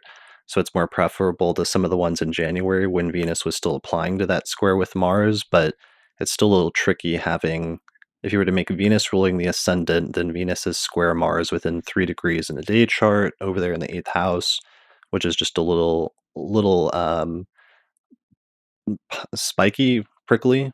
I think you Mhm. could say at the very least. Yep. Yeah, So I understand the call. yeah. So for this one, we went with Cancer Rising. This is the one best electional chart that we could find for the month, but we also found three others, and we're getting ready to record our monthly auspicious elections episode, which we release to patrons on the 5 and 10 and other tiers through our page on patreon.com. So you can find out more information about that by just going to patreon.com/slash the astrology podcast, and then you'll see the Auspicious Elections podcast as a potential benefit if you sign up to become a patron through our page there. And then Lisa and I, since it's been 2 months since we recorded the last forecast at the end of November, Lisa and I were still scrambling to get our 2020 electional astrology report together. But we actually finally recorded that and released it. And it was actually a lot of fun. We recorded a 2 hour discussion where we went through and found one lucky electional chart for each of the next 12 months, and then we presented that as like these are the best elections of the year. And yeah, we actually found some great planetary elections this year. It was like almost every single planet we were able to find a good electional chart for at different points in the year. Like there was a Saturn election, a Saturn and Capricorn election. There's a Venus election at one point when Venus is in Taurus. I think we have one or two Mercury elections. There's a Sun election when the Sun is in Leo, and there's even an electional chart. We really wanted to, since the Saturn Jupiter conjunction is taking place later this year in January or December, we found an electional chart that focuses on that conjunction, which is really rare and only happens every 20 years. So it's like a rare opportunity to pick out like a major outer planet alignment of the two largest planets in the solar system and to sort of capture that in an electional chart. I'm really excited about that one.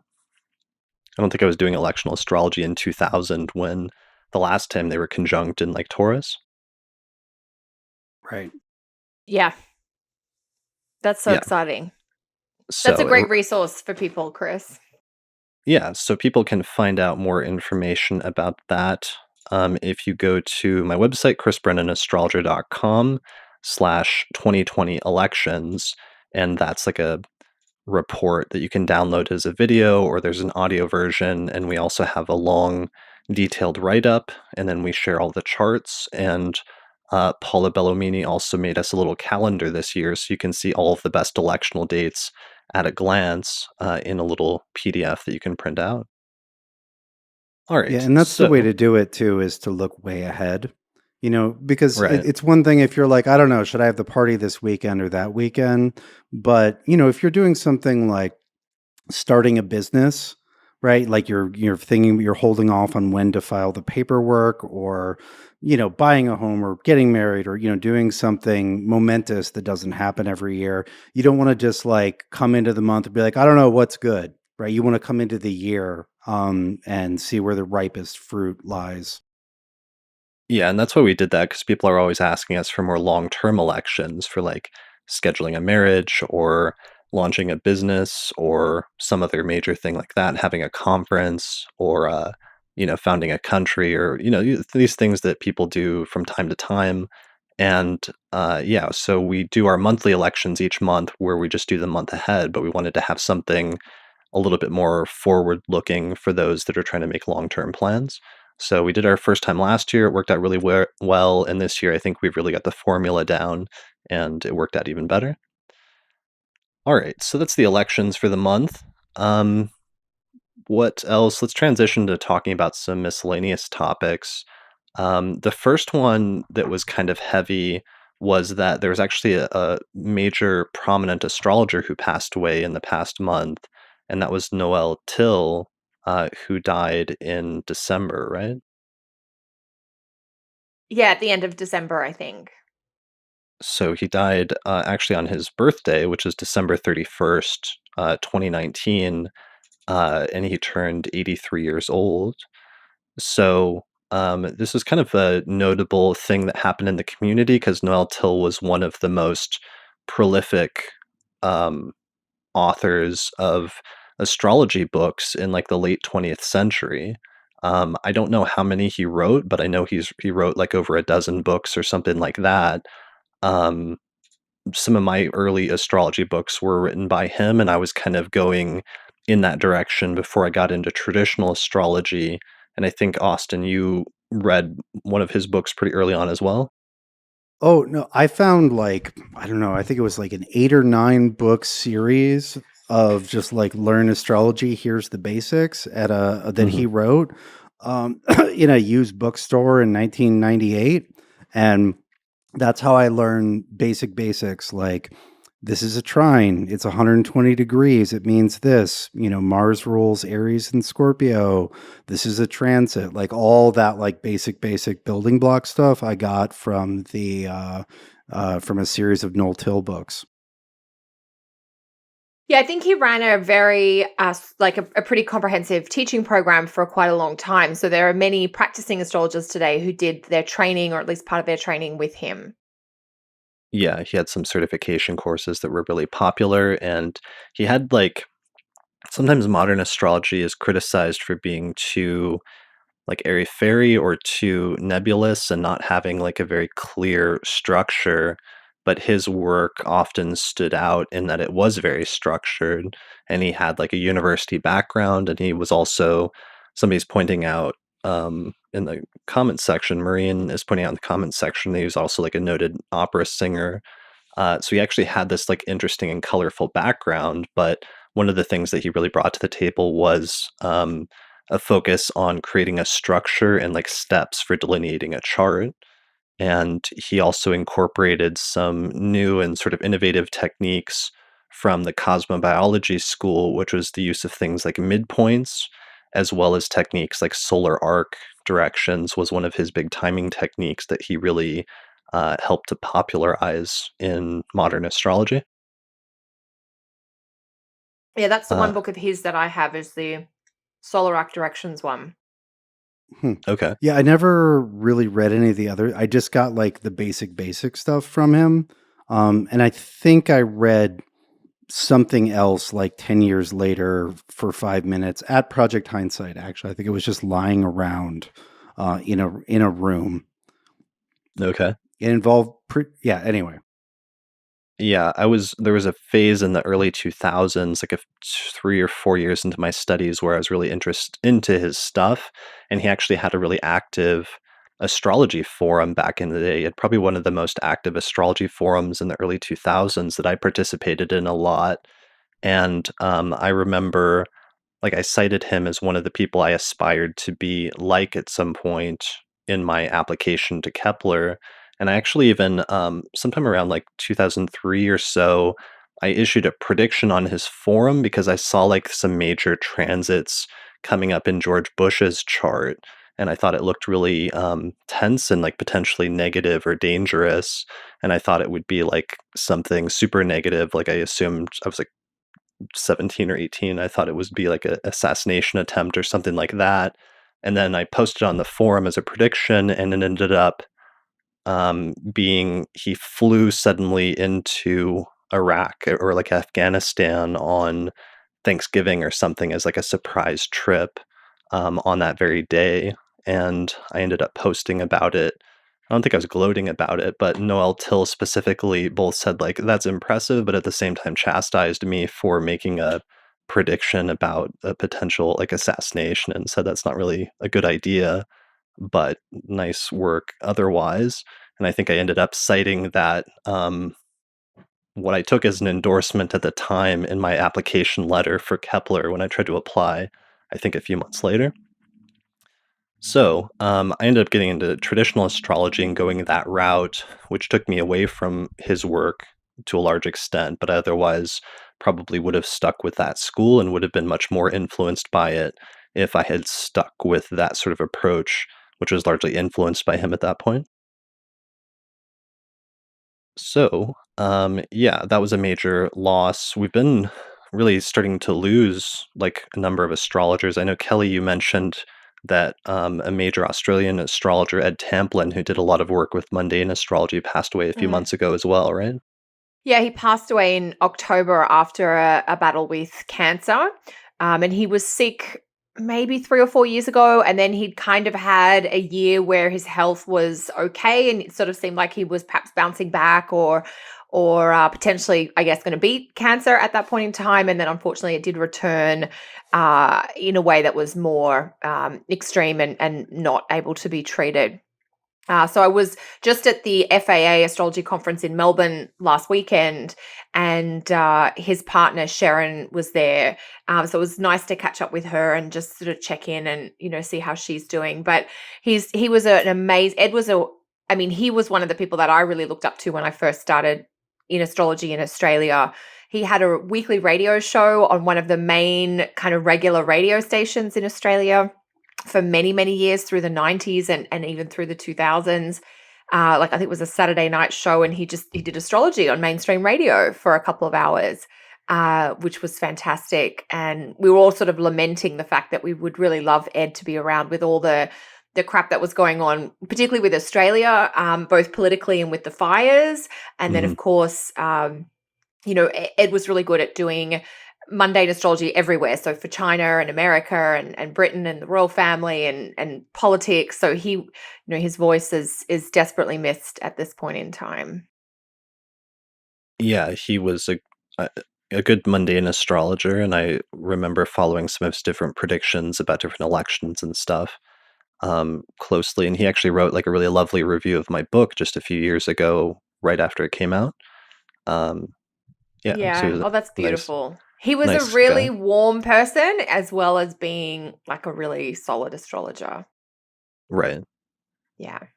Yeah, so, again, just this is gonna become more of, like, a recurring segment, I fear, but just, like, losing major astrologers and, yeah, I was supposed to a few months ago, I was going to and almost did an interview with Noel Tyl, but that didn't end up Ah. coming together, so I didn't realize things were going south as fast as they were. So I'm sad not to have gotten that, but there are some good. I think there's a good interview with him that Kathy Rose posted on YouTube recently, so people can do a search for that and they'll probably find it. Yeah, it's funny you mentioned that, Chris, because that came up for me a little bit when I was at the conference. Just I was talking to Dorian Greenbaum. You guys know Dorian, right? Yeah. Hmm. Yeah, just having a chat to her, and Dorian and I have had a beautiful connection at different conferences. So I just sort of cheekily asked her, is there enough time for you to publish all the things you're working on? Because she always seems to have so many deep, intense projects on the go, in the rest of your lifetime. Because it is a little. I do get a little concerned about the experience and the research that some of these older astrologers have done. I don't want that work to die with them. So the work you do, Chris, with interviewing people, I mean, if they can get their stuff published, and I know Tony at Astrology University is always very keen to try and, capture some of their work in webinar recordings, just so that the brain's trust of what other people have done before us is kept or made accessible in some way going forward. Yeah, well, and it's a real stark reminder of just like what you lose when a major member of the community dies and all of the like collective wisdom that they have from years of experience of doing astrology and working with Yeah. clients and like making predictions and then seeing how they work out and like learning from that. And some of them, fortunately write and teach and have students and proteges and people that go on to carry on their work. But there's still only, for even the most prolific of them, like Noel Tyl, probably like a small portion of their actual knowledge that they actually share or get out on paper in a lecture, what have you. And a lot of that just like sort of disappears when you lose them otherwise. Yeah, I would also add that you can knowledge can be written down to some degree, but skill really needs to be passed down. You really need that person Mm, there because mm. Mm. there's so many little nuances that you pick up in terms of how a person approaches this, each individual situation. And again, some of that gets distilled into knowledge, which is easier to pass down. It's more coalesced in concrete, but there's also like skill, and it's very difficult to, you have to reconstitute knowledge into skill.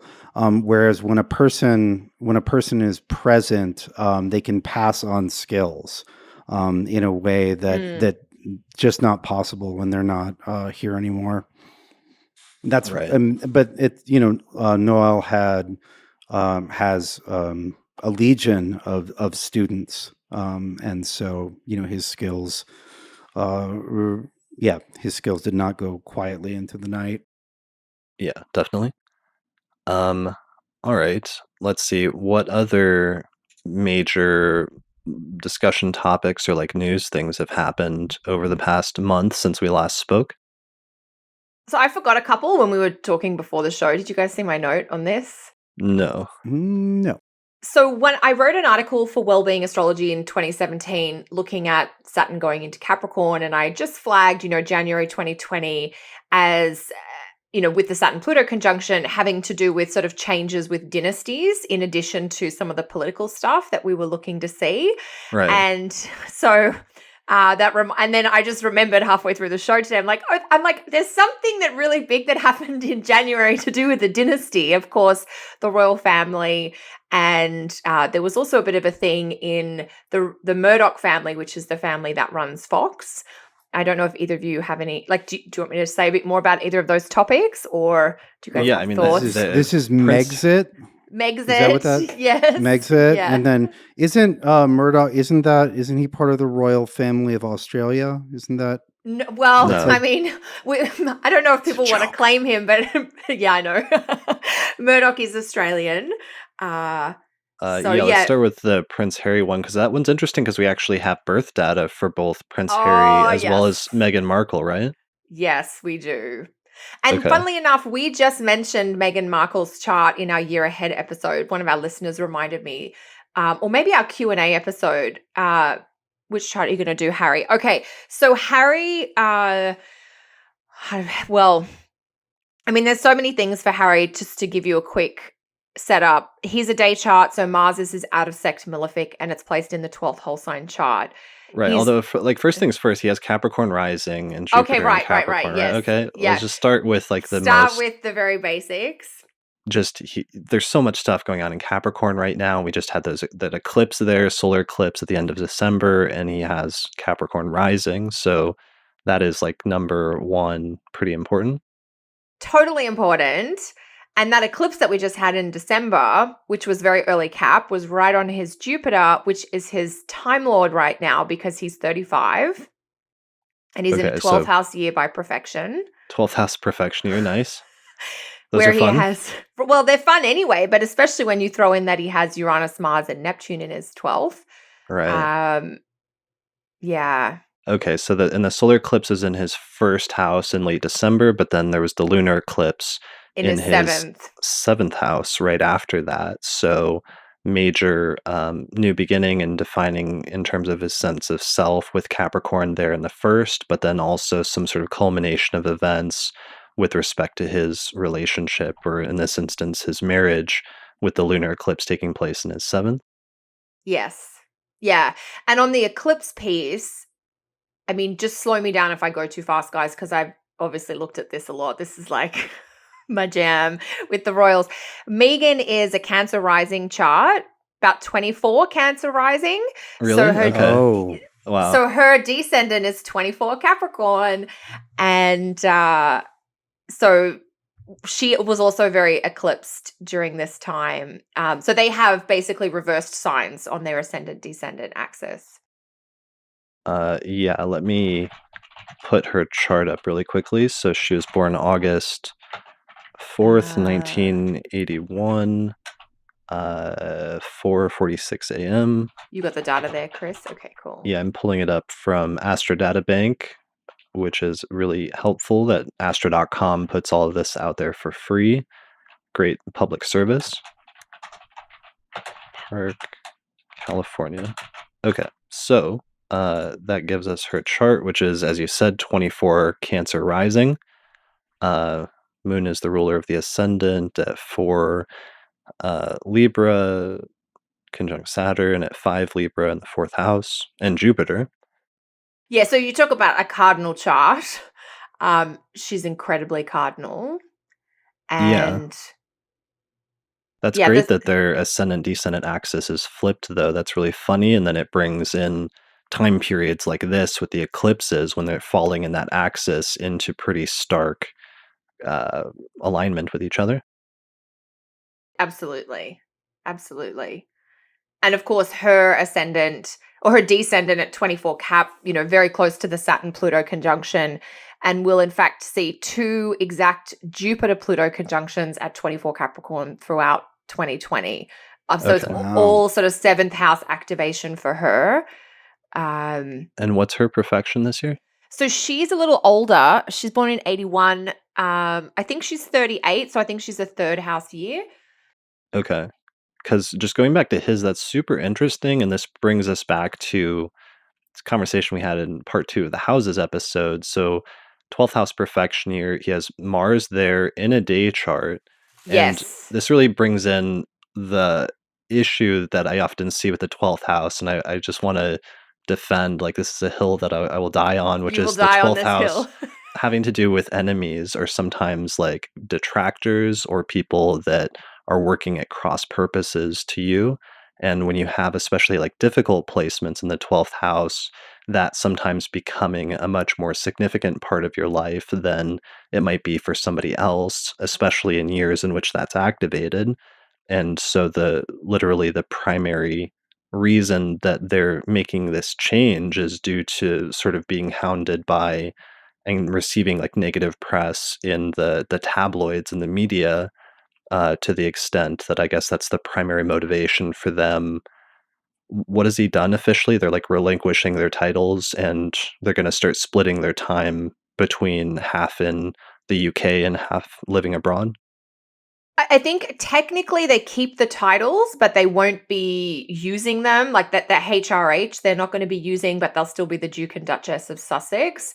And yeah, the enemy here. I mean, Harry has spoken a lot about um, the paparazzi. It's not even it's very hard to explain the paparazzi in Britain. They're not like paparazzi in anywhere else in the world. They're incredibly aggressive. And I mean, it is Harry's belief that the paparazzi killed his mother. And he, Right. Right, because like the paparazzi were like literally yeah, chasing chasing his her mother's car through the car. tunnel when it had crashed. Right. So he he's very sensitive to the concept of the enemy just based on his natal chart regardless. He's got Lord 12 in the first, and his out of sect malefic is in the 12th. So he is very much like, I will do whatever I have to protect my family from this enemy that I feel is attacking me. Right, because after, like, an initial, like, honeymoon period with the press and the paparazzi, they turned pretty drastically, like, against Meghan over the past year or 2 and have been pretty relentless in, like, attacking and criticizing her for a range of different things. Yeah, that there has been a real turn, and I think the weird thing is that Harry has always probably preferred a lower profile life, and this is just sort of the catalyst of that desire, at this point in his life with the change in circumstances, now being married with a child. Mm, Um, but I think they will perhaps be living most of their time outside the UK. Uh, so there's still, but all of this came up right before the Saturn Pluto conjunction, like from a okay. timing perspective. They put, and Meghan and Harry announced on Instagram that all this was going on behind the scenes, which was to a great shock and surprise for the Queen and for Buckingham Palace. Don't forget that in all of this, the Queen's ascendant is 21 Capricorn. Ooh, that's Yeah, beautiful. yeah. She is a 0 degree Taurus sun, and her moon is around 11 Leo, because this is a Meghan and Harry story for sure, but it is a monarchy story, and she is, at the top of that tree. Whether we should have a monarchy or not today, there's obviously lots of debate around that. Uh, So yeah, her chart. So it's interesting. The Queen and Meghan's ascendant descendant axis is opposite within 3 degrees. Right. So that Wow. conjunction that's falling. So the Saturn Pluto conjunction was at 22 Capricorn, right? Yeah, it was, and 22 Cap. So basically dead on the Queen's ascendant. Right, on the Queen's ascendant and on Meghan's descendant. Yes. And so the reports, and I don't know, this is speculation at the time, but they were saying that the Queen might take this much more seriously because she takes her role as the royals providing like this continuation and institutional thing that is bigger than any one person. She takes that concept very seriously. And Yeah. so in some ways she might have not been happy about this because this is like a breaking down of that to some extent. There is Harry's not in the direct line of succession because his brother William has 3 kids. So Harry comes after William's kids. Harry's like 5 or 6 in the line of succession. Mhm. So it's not like the abdication of 1936 when Edward stepped down, but the Queen would have still been probably very disappointed. She wanted both those boys there, I'm sure. I mean, the Queen has actually said in her statement, while I would have preferred that Harry and Meghan remained full-time working members, I understand, and I give them my blessing to decamp to Vancouver Island. Sure. So there's a lot of astrology to be said there, but I know we had a couple of questions. Austin, did you have any thoughts on that? No, it's really interesting Yeah, from an astrology perspective. I'm not really into the royals.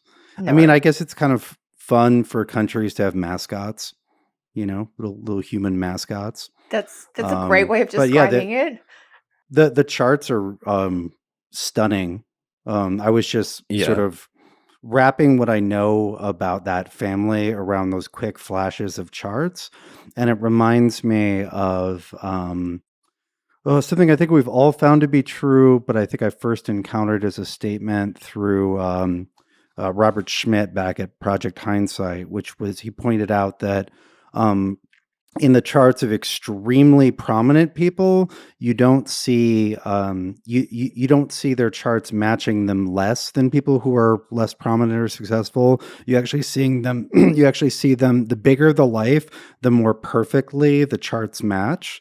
And Mm. it's so easy, right? Like, I just noticed with the Elizabeth the Queen, so she has the descent, or excuse me, the IC on Algol, Oh, but it's yes. but the IC is in the fifth of Yes. children, right? And Yes. so it was her child, it was her daughter-in-law who was literally decapitated, who had Venus right there. And Yeah. anyway, but there were a couple other things, but it's just like it's just I guess I can not forgive. But I understand wanting to look at royal charts because they fit so well. You're right, Austin, that they're incredibly symbolic in a way that's almost just so simple, with the Yeah, astrological yeah. stuff. You don't have to You don't get have to get metaphoric. complicated. No. You don't have One to for be me. like, well, it's as if. It's like, no. There's literally somebody who's decapitated. This person's a king. This person's a queen. There's money. Like, yeah. It's all there. Well, and for me, it's just a good example because it's just a documented public example that everyone is aware of right now of the principle that we talked about before it happened, which is if you have personal planets or points at around 22 degrees of Capricorn or the other cardinal signs, then you are going to experience that Saturn Pluto conjunction potentially in a much more personal way. And it may be much more significant for you compared to somebody else that doesn't have like a close sensitive point there. Or, for example, if you have cardinal sign rising, like Capricorn or Cancer rising, then those eclipses are going to be right in your first or seventh house, and therefore they might be much more personally relevant to you in terms of either your sense of self or your sense of relationships. And yeah, it's just like a great demonstration of that in a notable documented life that people are talking about right now. Yeah, and I think someone who had a conversation with this because I've been on a bit of a teaching tour throughout January. So this question, about the astrology of what's been happening in the news and the people in the news has come up a lot. And somebody made a comment about the Harry and Meghan thing that everybody can relate to knowing a friend or having a family member who gets in a relationship and then they want to break away from their family. Even though that's being played out like in the context of the royal family, that's a scenario that happens every day and every week and every month in our everyday lives. You know, so and so got together with this other person, and then the two of them seem to be making decisions, and now they don't want to be so much with us as the family. You know, that's not an unfamiliar drama to everyday people. Sure. Well, maybe it's just something inherent to the square between the fourth and the seventh house, and the potential where, especially if you have, you know, planets in both of those houses, how there can sometimes be a tension there between going in one direction versus going in another direction, between family versus your partner. Hmm. Sure. Yeah. Yeah. Um, all right. Well, we could probably actually keep going I about could that for go like for an the hour next because it's hour really on that. I'm like, interesting. well, let's talk about Megan's out of segment living. But no, you guys probably have other things you want to talk about, and I'm sure our listeners want to hear different Um, things. Actually, could we mention that really quickly? Because that's interesting. Because I was rectifying somebody's chart recently where I was talking to somebody a couple of nights ago who was saying that they didn't resonate with their whole sign chart compared to their Placidus chart. They had a really late ascendant rising. And so it shifted all of their house placements over at least like one or two houses.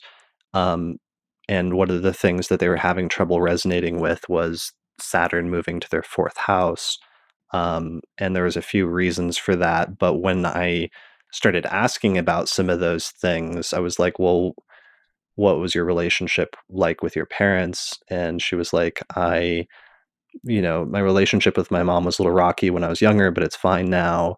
And she didn't mention her father. And I asked, what, why didn't you mention your father? And she said, well, he wasn't around, and I don't know why he wasn't there at all in my life, and I didn't meet him until I was 16.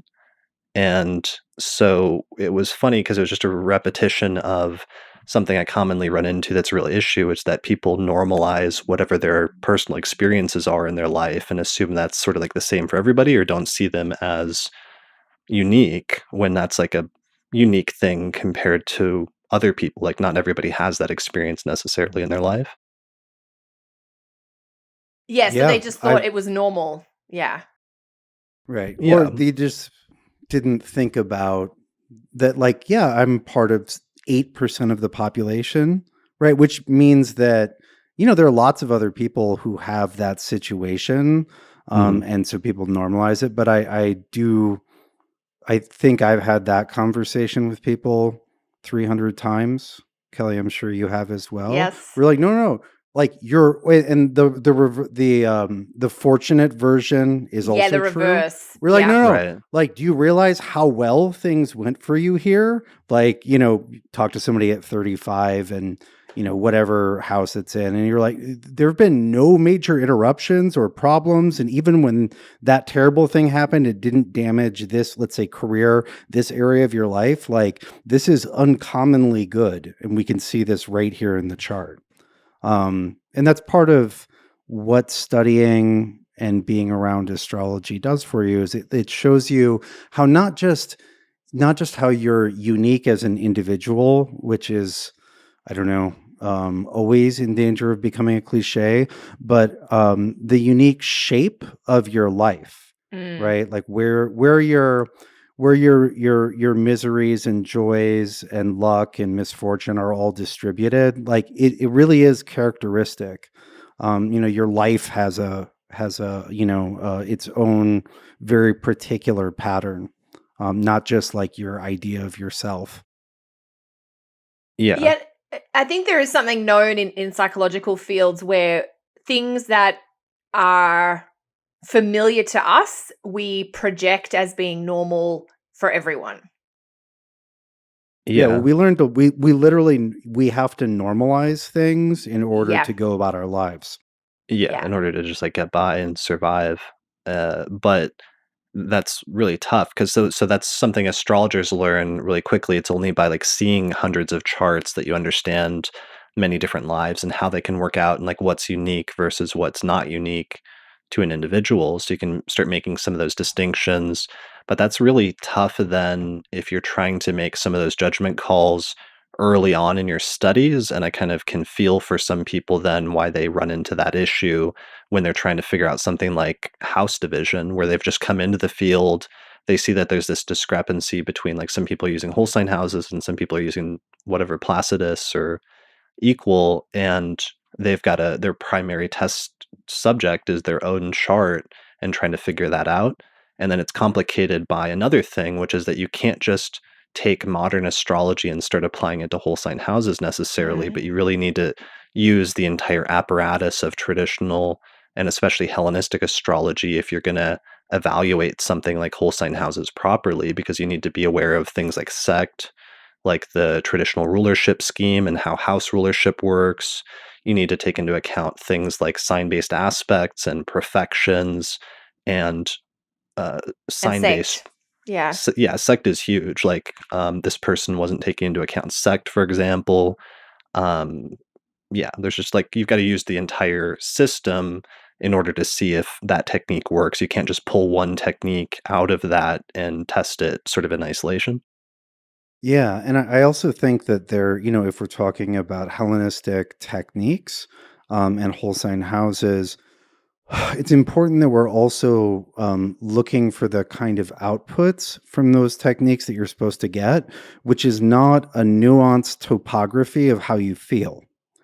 You will feel some of the stuff, but real like the Hellenistic techniques are there to describe exactly what I was talking about earlier, which is life shape, Yeah. right? And we of course feel that life shape. It's not that our psyches are insensitive to that life shape, but those techniques are not primarily trying to show you a psyche shape. They're trying to show you a life shape in which a psyche is embedded, right? Whereas there are techniques, I think we could argue that a lot of modern techniques are pointed directly at psyche shape and texture, right? Mm. And so there's the aims of the techniques and the and all the pieces that go in there. Yeah, I mean, that brings up a related topic that I've been thinking about lately, which is I see some of the younger astrologers that are trying to reconcile like quadrant houses like Placidus, used by modern Western astrologers, and whole sign houses used by traditional or ancient Hellenistic astrologers. And one of the common solutions that's been keeps being put forward by different people lately, but it even like 10 years ago, people were making the same speculation, which was, well, maybe Placidus and quadrant houses are more psychological and more how you view yourself subjectively, and whole sign houses is more objective and external or predictive in some sense. And I've always wondered about that, but because I'm open to that idea, but I worry that it's hard because that could just be a false positive because modern Western astrology was so psychological that usually we're used to just looking at our Placidus chart in that modern psychological context, and that could be giving us like a false positive. Whereas when we encounter Hellenistic astrology, it appears much more predictive and concrete and external. So we start to associate it just because those traditions tend to use those forms of house division and maybe assuming that then quadrant is more psychological and whole sign is more predictive. And while I'm still open to that as a solution, I don't want to shut it off completely. I just want to be careful and I'd want to try to find a way to isolate that first to make sure that that's not all that's happening there, is that people are doing that because that was the context in which those techniques were used instead of it being inherently that way in and of itself. Does that make sense? Am I explaining that right? Yeah, that makes perfect sense. Um, and I so unless astrologers from I don't know about 1300 to 1700 in Europe who were doing predictive work with quadrant style houses were just dead wrong. You can do predictive external stuff with a house system like Placidus. That said, um, if I look at my chart or any of a dozen or several dozen charts I can think of offhand, and I read them psychologically using Placidus, it works fantastic. I would say for my chart that it's probably better It's probably a better like psyche portrait if I use Placidus than if I use whole sign, but it's a much more accurate life portrait if I use whole sign. And now just See, I because don't we're see whole new, sign as like lacking well, in that well, let, psychological let, let me element, though. let me finish my point. So just because I can use Placidus to get a good psychological portrait, that doesn't mean that it can't be used for other things. And so what you're starting to say is the converse, right? Just because whole sign can be used for effectively for life shape, that doesn't mean that it can't be used for psyche stuff. Yeah, I mean, one of my objections is just I see the psychological component of the birth chart showing through and being just as clear in whole sign houses as the objective external component is. And while the external component is more there and more obvious to me, and that's one of the reasons I think whole sign is useful because you can test it by looking at like sign ingresses. Sometimes those sign ingresses are activating psychological complexes just as much as they're activating like external events, like Mars going into your first whole sign house and getting a period where you're more energized, but also potentially more like irritable psychologically or what have you. Where are you at? Have you solved this riddle, Kelly? Have you worked out? Because I saw you reposted. Did you repost or did somebody repost for you your like whole sign houses and why you switched to it article recently? Yeah, I shared it again recently because I have been doing so much teaching in person and the questions been coming up a lot. What was the title of that article again? I think it's called Why I Switched to Whole Sign Houses. Okay. And it just basically details my experience and the process that I went through and how long it took me to make that change, like what I read, who I was encountering. There's a link, I think that Rob handbook, the little it's like a booklet, I guess, Yeah. called Whole Sign Houses, the original house system. It's available as a free PDF online. So there's a link in the blog post for that. And it took me about 2 years to make the change. I guess I do feel that you can get both external descriptors of events and the internal psychological state with the Hellenistic approach. And that is a huge part, I guess, of why I started to just streamline towards that. You could definitely get the psychological approach in Placidus, and I found I got better predictive outcomes when I was working in Placidus once I switched to traditional rulerships, which was actually the traditional thing I did first. I switched rulerships, and then it was a few years after that that I switched house systems. Mm. But I also think, to the point you made earlier, Chris, it's not just as simple as saying, I'm going to do modern astrology in a chart that's now structured over a whole sign format, whole sign house format. You actually have to import a lot of the Hellenistic techniques or traditional astrology techniques into the chart. And that's what I've been sort of saying to students over the last month is when you don't understand your chart, looking at in whole sign houses, there's 6 other things that you might need to bring in to do with the sect and the rulership of the houses and things like that, that you wouldn't get just out of modern astrology. So Right. I think I've gone a bit off topic of what your question was, No, but but it's yeah. a system, like, that's a really good point. It's not just one piece, it's like a part of an overall system that has at least, like, 10 major interrelated things. On top of, like, you also have to be aware that you still pay attention to the degree of the midheaven and IC and the degree of the ascendant and descendant, and those are still important, powerful points that have the same meanings and can shift and import those meanings into different parts of the whole sign chart, which is like another hugely important thing. Like you still pay attention to a planet like Jupiter just the other day hitting the midheaven here locally for me was like an important event took place. So Yeah, I yeah. mean, I think the midheaven degree is incredibly important, Mm, and I don't. We might split on this, but I favor it over the 10th whole sign house when I'm trying to do, sort of the trend or the tone for career and life direction. I tend to prioritize the midheaven degree and the rulerships associated with it. mm, Uh, but yeah, it's still hugely important. right. Yeah. So this is such a good debate, and we're still having it however many months or years later, uh, which is so juicy. Yeah, well, it's just important because I realize there was somebody the context of the discussion was somebody was saying that they felt bad because they wanted to like their whole sign chart, but they weren't clear how it matched with their life, or there were just some inconsistencies. And then in sitting down with the person, it just reminded me that usually what happens is you have to show how all the techniques work together and what things they need to be paying attention to, like sect, like house rulerships and how that shifts and other things in order to truly understand what they're even looking at when they look at a whole sign chart. But it was just things that we all 3 of us take for granted that somebody just coming into this doesn't know that they need to be taking for granted necessarily if they're just listening to our forecast episodes or something like that.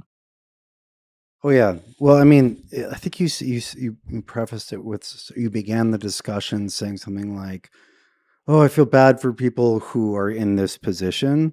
I kind of feel bad for everyone, including past me, who's like a year into astrology, where like you're now far enough in that you can't just leave. But like, and you're aware of a lot of things, and you're aware that a lot of it is meaningful, and you can't just, you can't just junk it and be like, yeah, doesn't matter, right? There's the way out is closed, but the way forward involves a lot of complexity.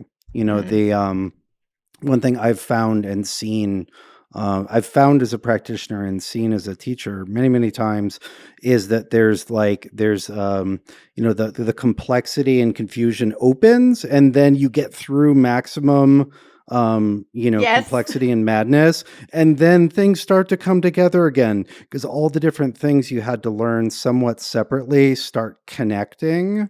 And you can just look at a chart and see sect and essential dignity and accidental dignity and configuration to the midheaven, all that stuff. And it's just like, oh, those are all just different brush strokes in a painting. But like you have to learn those individually. And it is a very confusing point. And if you're there, it doesn't mean that you're doing it wrong. It just means keep going. It actually gets easier. Mhm. Yeah, I like the complexity there, Austin, like that wide point. It feels chaotic because all of a sudden it feels like things are starting to get away from you, but it is a place just to sit and it does start to coalesce. Like sit in that mystery or that be curious about, well, how might I need to shift or what other thing do I need to learn to help me move forward? It's not like, oh my God, it's a bit confusing, so I'm just gonna throw it out. Yeah, and it doesn't, or, oh, I'm making terrible mistakes. If I was doing it right, it wouldn't be confusing. Like, no, you're making excellent progress. Like, this is a Yeah. point in the journey. Yeah, don't be disheartened by the lack of clarity. Yeah. So, anyway, the point that it's reason why it's coming up is just because it's an ongoing community discussion, and there's a desire to reconcile whole sign houses and quadrant houses, and that's a desire that I share. I just want to be careful about how we do it so we can do it right and not recreate whatever the problem was that led to all this division like 1,000 years ago or 2,000 years ago when the house division thing first went awry. And obviously, it's a subject, it's probably like a Saturn Neptune type subject, I think, is the signature for the house division debate. I've noticed, I've talked about in previous episodes. So there may be some level where it'll never be fully reconciled in a like hard Saturnian type way that's fully where everybody's on board and everyone's on the same page, but it would be nice to create some sort of synthesis between the systems that makes sense and seems logical and is at least a worthwhile middle ground for everybody in some way. But I don't know that anybody's fully found that yet. But I'm interested in the discussion that's taking place that's attempting to move in that direction right now, at least. Yeah, Okay. it's necessary. Yeah. Uh, all right. So that was a discussion topic. Only other discussion topic is I'm getting ready to do my interview with Christopher Warnock about the Picatrix tomorrow. So I've been reading through all of the Picatrix for the first time.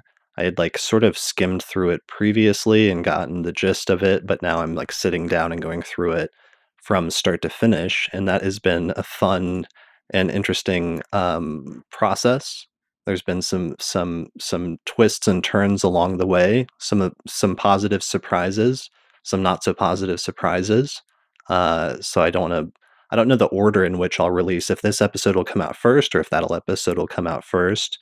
But that's been fun, and I know Austin, were curious about checking in on that after our Yeah, I was really magic and curious. astrology episode. Yeah, well, and I've been Picatrixing for as long as it's been in English. And so what was your favorite thing? Something that you thought was really cool. The coolest thing for me is just their application of electional astrology and how in Haran they one of the things that came out of our episode that was a paradigm shift for me out of our discussion that came out in December from the magic and astrology episode that we recorded in late November was the question of, is electional astrology itself inherently magical in some way?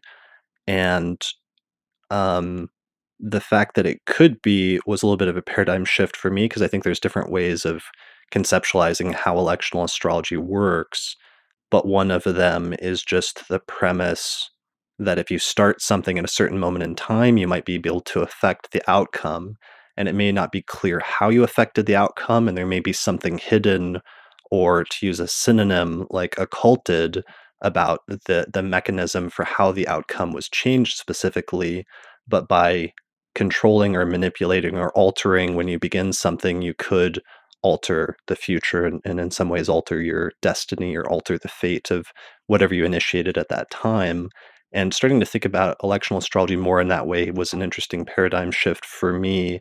Um, but seeing how they were actually doing it, and how it was tied into the magical tradition is was been the most interesting thing for me, especially one of the most interesting things hasn't been like the Picatrix itself, but instead some of the tradition it's drawing on, especially this book by like a ninth century astrologer named Thabit ibn Qurra, had a little book that was translated by John Michael Greer and Christopher Warnock titled Astral High Magic, De Imaginibus of Thabit ibn Qurra. So it just has some cool electional stuff for creating talismans, basically, and this concept at this point of, if you can capture an electional chart, if you can capture the energy of a moment in time in a specific object, because we already do that with elections in general by like, launching a business under a certain date and time, or starting a journey, or getting married at a specific time. And those things almost have their own independent like entities that you can rationalize for why the alignment of something or doing something at a specific moment in time could be important and either positive or negative.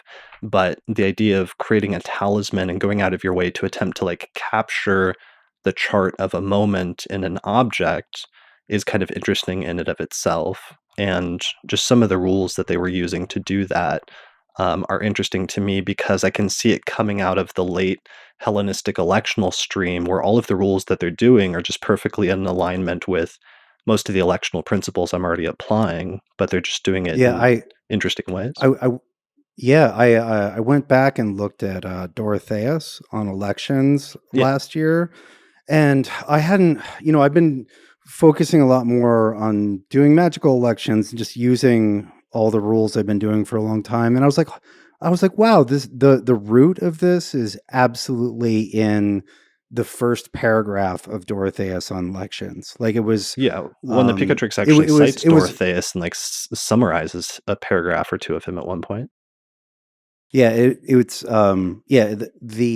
it's very clearly a specialized outgrowth of the same art or the same timing art. Obviously, the crafting of talismans requires other things that happen at that time. Like it's when you do the magic, so you have to know how to do magic as well. But yeah, there's great continuity with the tradition as far Yeah. as the elections go. Right. So that was an interesting thing. It also brought up other things about, yeah, them doing good electional stuff, but also like here's some rules for doing some like bad things using electional astrology.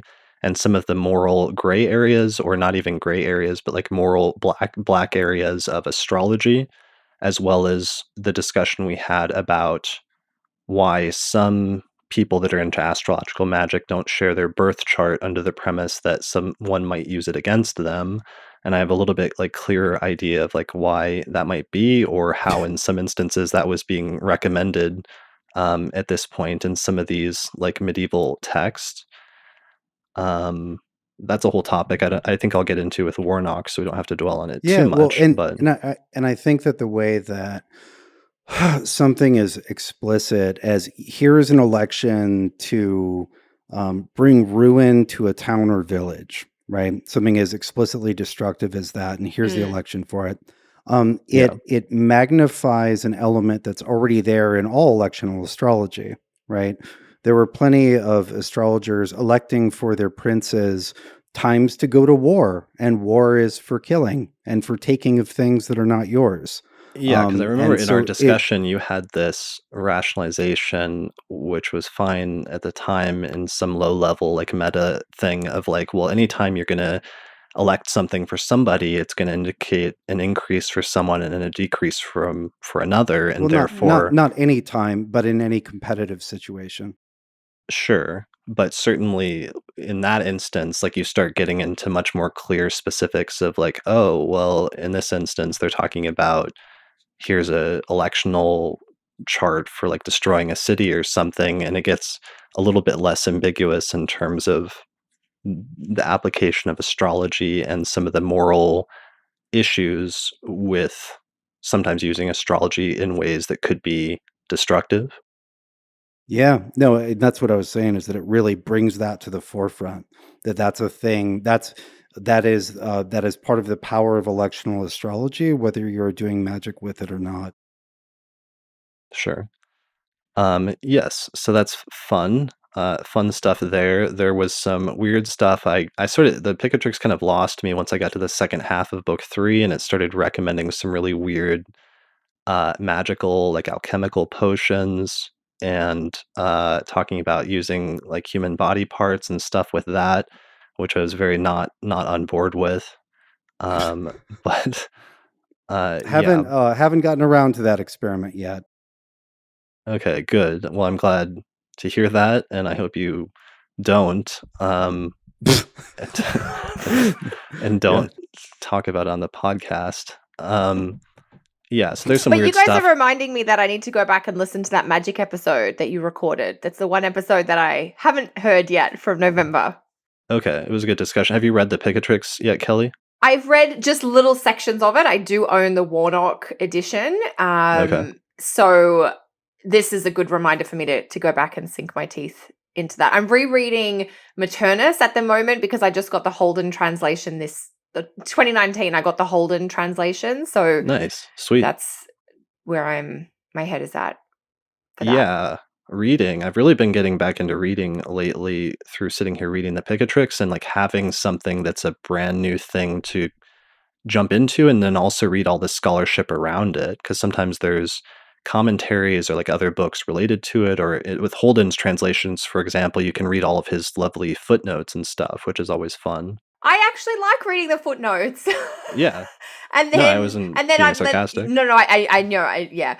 And like but I like they're very detailed, but then you Right. can like, oh, if you want to know more about this point, go and read this other book, and then it's just a book word nerd rabbit hole and it goes Yeah, on honestly, forever. it was Holden's like excesses in his footnotes which probably influenced my own, and it's one of the reasons why in that area my book is a little bit of a mess in some places, and going kind of crazy with the footnotes and the long digressions. But I always enjoy reading Holden's works for that reason, because he has these great footnotes. Yeah. Yes. So anyway, that's not on the Picatrix. Sorry, I know you because you're interviewing Chris this week, Christopher. Yes, tomorrow in like not that many hours. I've got to read the rest of the Picatrix tonight. What do I have in store for me in book four, Austin? Do you You recall haven't offhand? gotten in. Well, there is the Oh no, probably the most infamous passage, I don't like this face which that you're is the making of you look no, nervous. it's the best part. Okay. No, no. I'm nervous for you. I'm fine with it. But it's the how to construct an oracular head, Oh, which right, the doesn't seem to have any, famous. which seems to have, yeah, which doesn't really seem like astrological magic at all, but it's in there. There are a few things you're going to get into the rumors section where the author's like, I heard from somebody who heard from somebody that some people do this. And so that's where it gets even more colorful.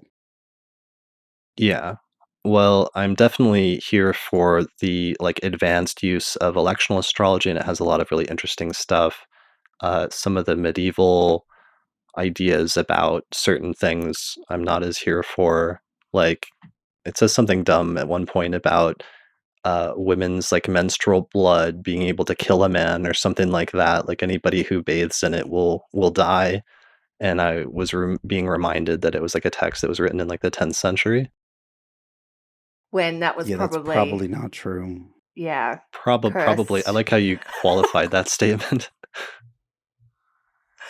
Different Well, I cultural don't know what. understanding of such things at the time. Yeah. Yeah, well, with the Um, Picatrix, there's a lot of gems. It's not a how-to manual. There are pieces that are how-to, but it's not organized for clarity of comprehension. There's like clear section, unclear section. Oh, like there are parts of it. I remember when I first got a copy, and was it 2007?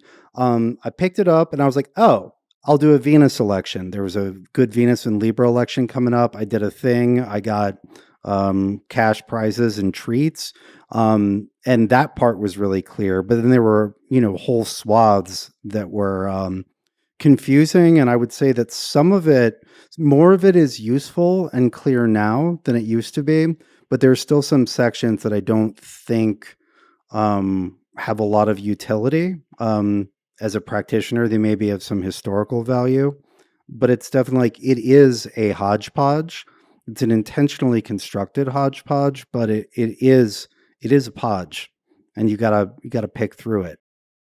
yeah, definitely. But there's definitely some good stuff there. So recommend checking out. Probably not a good intro to astrology book. Probably not going to replace like the only astrology book you ever need, but it's somewhere a little further down on the hierarchy. Uh, Well, but what's funny is that a lot of people in the occult community in Magic Land knew about the Picatrix for years and years and years before it was Mm. available, and they were super excited to get it and do some fucking magic. And then they found out, you get the Picatrix and you're like, oh, I have to spend like 5 years becoming competent in traditional astrology before I can really do any of this. right. It's and most never cleared that bar. But people are like, "Oh, I'm into astrological magic. I'll just get the Picatrix and get started." Are you really good at astrology?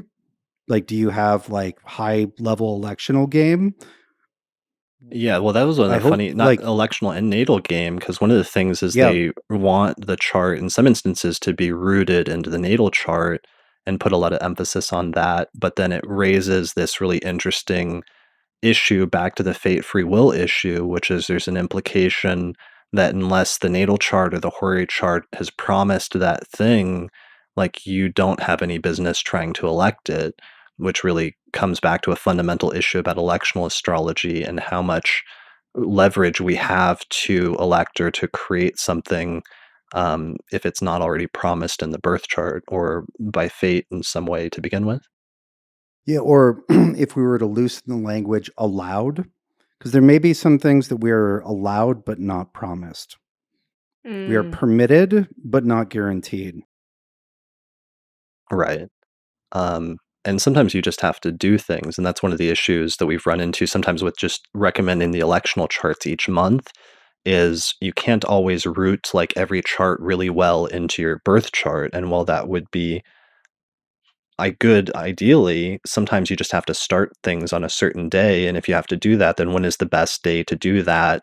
Or the best hour to do that on a specific day or in a specific week in a given month?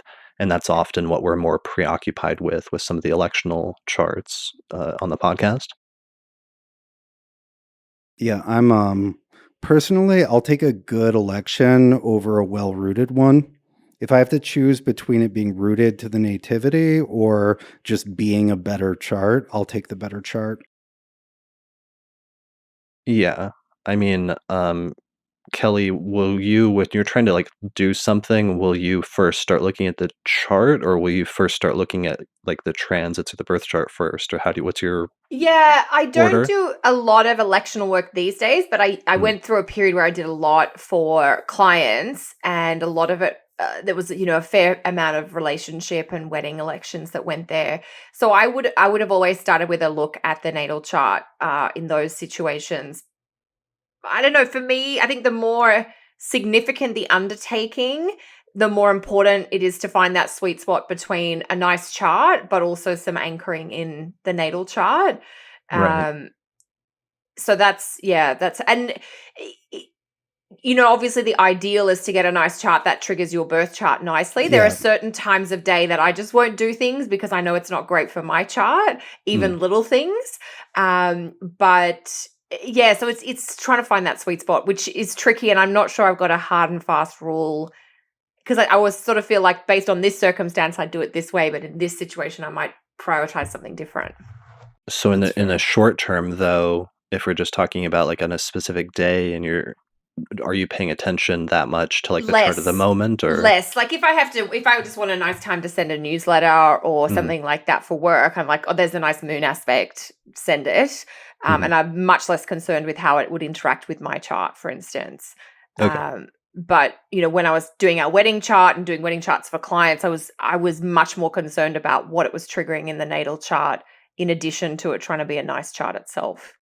Yeah, Yeah, of that's course. fair. When I was talking about airing and I still like so the ideal situation is a great election that's rooted, right? I think Yes, we that's can all what we're agree all on that. striving for, but Um we have to make concessions.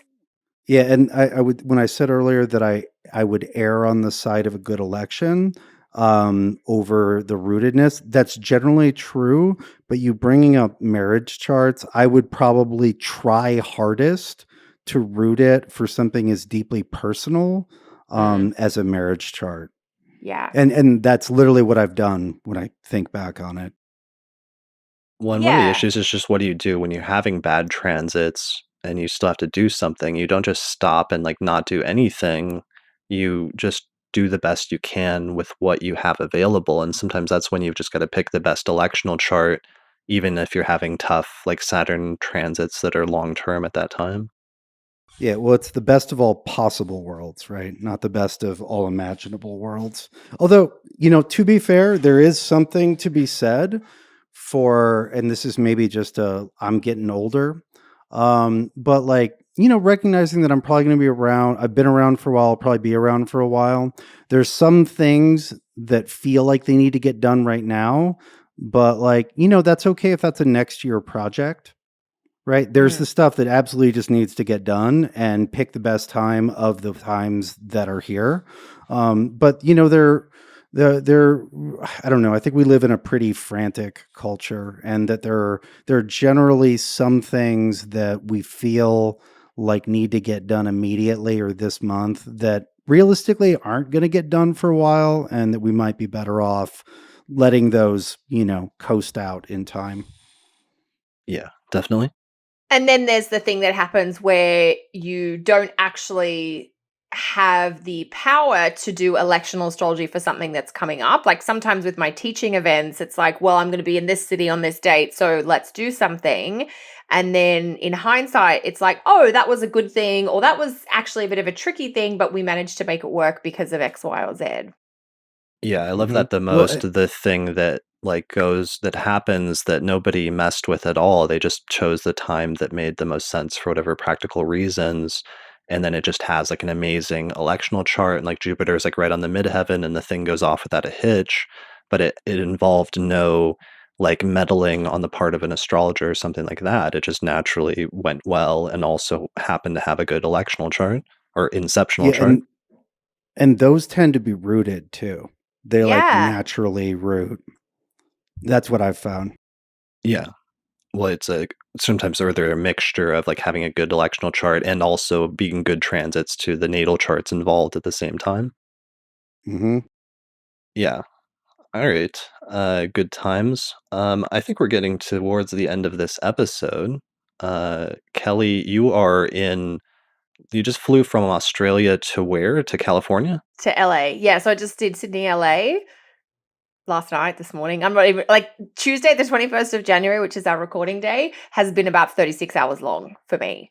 Oh, wow. Because when you fly from Australia back to the States, so I left Sydney at about 11:30 a.m. on Tuesday, but I landed in LA at 6:30 a.m. on Tuesday because you go over the dateline. Yeah. Brilliant. So What the hell are you doing in LA right now? I'm just actually having a couple of days off to do some work, like catch up with you guys and a few other things. And then I go to Palm Springs where I'll be teaching my sold out year ahead retreat this coming weekend. And after that, I'm teaching in New York on Saturday, the 1st of February. So if anybody is listening to this before then and wants to come along to the year ahead planning day in New York on the 1st, the details are on my website. And then February, I'll be online teaching and mentoring starts for me. My group mentoring program starts in February as Nice. well. You're Yeah. restarting that. And Yeah, that for the with new the group year. mentoring is like you do mentorship like you would one-on-one, but you do it with like a closed group of astrologers. Yeah, we have about 20 astrologers, and it's a mix of senior students, so students that are quite advanced or getting there, and newer practitioners. And our focus will be chart interpretation skills. So if anybody is looking to really pull together their chart interpretation skills, it's sort of less structured than a class, but we have lots of time to go through some examples and just do some of that deep question and answer stuff that we don't always get when we're, learning technique. Okay. Brilliant. What's your website again? Oh, kellysastrology.com. Okay, awesome. And Thank I'll put a you. link to that in the description below this video, as well as on the podcast website for those listening to the audio version. Cool. Well, good luck with that. Austin, Thank what do you you. have going on in the coming month? Well, I'm finally going to put my 2020 teaching schedule up on February 1st, the election discussed earlier. And I'm also going to open readings back up so people can book consultations again. And then there is a Mars and Scorpio series that I elected that was created during the holidays that will be released by Sphere and Sundry on a currently undisclosed date in February. Love it. Brilliant. It's Mars and Undis- Scorpio, right? It's got to Of be course. stealth. right. Secret sauce. I like that. And what are the websites again? AustinCoppock.com, AustinCoppock.com. And then Sphere and Sundry is, it's sphereplussundry.com, I think. No, it's I Sphere think an and and. Sundry. It's and the URL. Sorry. And yeah. Yes, the branding has Yeah. a plus. Yeah. Sphere and Sundry, SUNDRY.com. Okay, brilliant. As for myself, let's see, I already plugged the horoscopes. Everybody go to YouTube and read the horoscopes or watch the horoscopes because they're really good, but also I put a lot of work into it. Make sure you've subscribed to YouTube. That was a live stream. We experimented with live streaming all of them and it worked really well. So I think I'm going to do that more in the future. I also launched the posters, which I had talked about on our last forecast episodes, but I actually did like get it together and get them out. And I've shipped a bunch of them so far. So I'm actually starting to run low on stock. Like I have a few hundred left, but I'll probably not do another print run. So if you're holding off on ordering those, you might want to go ahead and get one here pretty soon because they might not be around permanently. So those are the same like images and illustrations we use in the forecast episodes each month. I've put like a print poster out with those same things so you can look at the astrology of the next year at a glance. And it's pretty useful. So you can find out more information about that at theastrologypodcast.com/2020 posters. Other than that, I mentioned the electional report. I did want to mention people constantly ask us what software we're using, and I use the astrology software program called SolarFire, which is for PCs, for Windows. They've given us a promo code where you can get like a 10% discount on it. So that's AP15. if you purchase the program through the website alabe.com. And then the last thing I was kind of excited about is there was like an artist, a painter who tagged us, the Astrology podcast, on Instagram a few weeks ago. And she was, it's an artist name who goes by the name of Toad. And she was listening to our 2020 year ahead forecast while like painting this like really beautiful painting. And I was really struck by her painting and checked it out and ended up ordering one. So that's like the painting you can see over my shoulder of the moon. It's a Moon Venus conjunction in Libra, and that's actually like the title of the painting. So you can't fully see it here, but maybe I'll put an image up. But I wanted to give a shout out to her because she has some great artwork. You can find her Instagram at Art by Toad, or go to toadart.co to check it out. So just as a shout out to one of our listeners who does awesome artwork, if people have stuff like that, I always like to see what people are doing when they listen to the podcast. So tag us on either Twitter, Instagram, or Facebook, or what have you, and we'd love to see what you're out there doing as you listen to us. Have you guys seen some good tags and things like that lately? Kelly, I know you're on Instagram constantly. I just love Instagram. No. I mean, I do enjoy it. It's a good look, I do waste a lot of time there, but also I find out some interesting things. Nothing new. I've been following a lot of like the bushfire relief support work on Instagram, which has been really interesting. But I'll check out this Art by Toad. Yeah, check her out. Austin, do you spend much time on the gram? I think I've been on the gram like 10 times. Like in your life? Looked at it like 10 times. I've posted I think 5 times. Right. It's not real. I've got an account. I might use it at some point. I look at the Twitter sometimes. I like the words. The Twitter. Love it. Brilliant. All right, guys. I think that is it. On that note, that is our forecast for February. So just quickly, a quick shout out to thanks all the patrons who joined us for this live recording of this episode. We appreciate you. I'd like some of your comments, and that helped facilitate some of our discussion here. Also, thanks to the producers. So there's a new tier on our page on Patreon, which is the producers tier. So I wanted to give a shout out to some of those producers on that tier, such as patron Christine Stone, Nate Craddock, Tanner Robinson, and also Marin Altman. Also, shout out to the Astrogold Astrology app, which is one of our sponsors, where they have an app that's available for both Android and iPhones, and that's actually the astrology program I use on my mobile device. So you can find out more information about that at astrogold.io. Also, shout out to the Portland School of Astrology at portlandastrology.org. And of course, the much talked about Honeycomb Collective Personal Astrological Almanacs that it seems like everybody and their mother has a copy of at this point. But if you don't have a copy, you can get one at honeycomb.co. And finally, all three of us are going to be speaking at the International Society for Astrological Research Astrology Conference, which is happening in Denver, Colorado, September 10th through the 14th, 2020. More information about that at esar2020.org. And then also the Northwest Astrological Conference is happening in Seattle from May 21st through the 25th, 2020. More information about that at norwac.net. And you can find out more information about how to become a patron and join us in getting a producer credit or getting early access to new episodes and other bonus content at patreon.com/astrologypodcast. All right, guys. Thanks for joining me today. It was good to hang out and talk with you again. Let's not wait 2 months before the next one, but let's do this again. Let's do something next month. Let's do that. Late February, maybe talk about March. I don't know. We'll see what comes up, right? Yeah, well, we'll be probably recording that right in the heart of the Mercury Retrograde. I was just like, we'll see if we can coordinate our schedules. Awesome. It'll be All right, brilliant. Well, thank you guys for joining me tonight. Thanks to our audience for listening.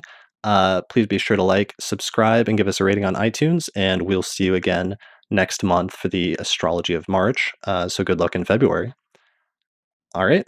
Take care, everyone.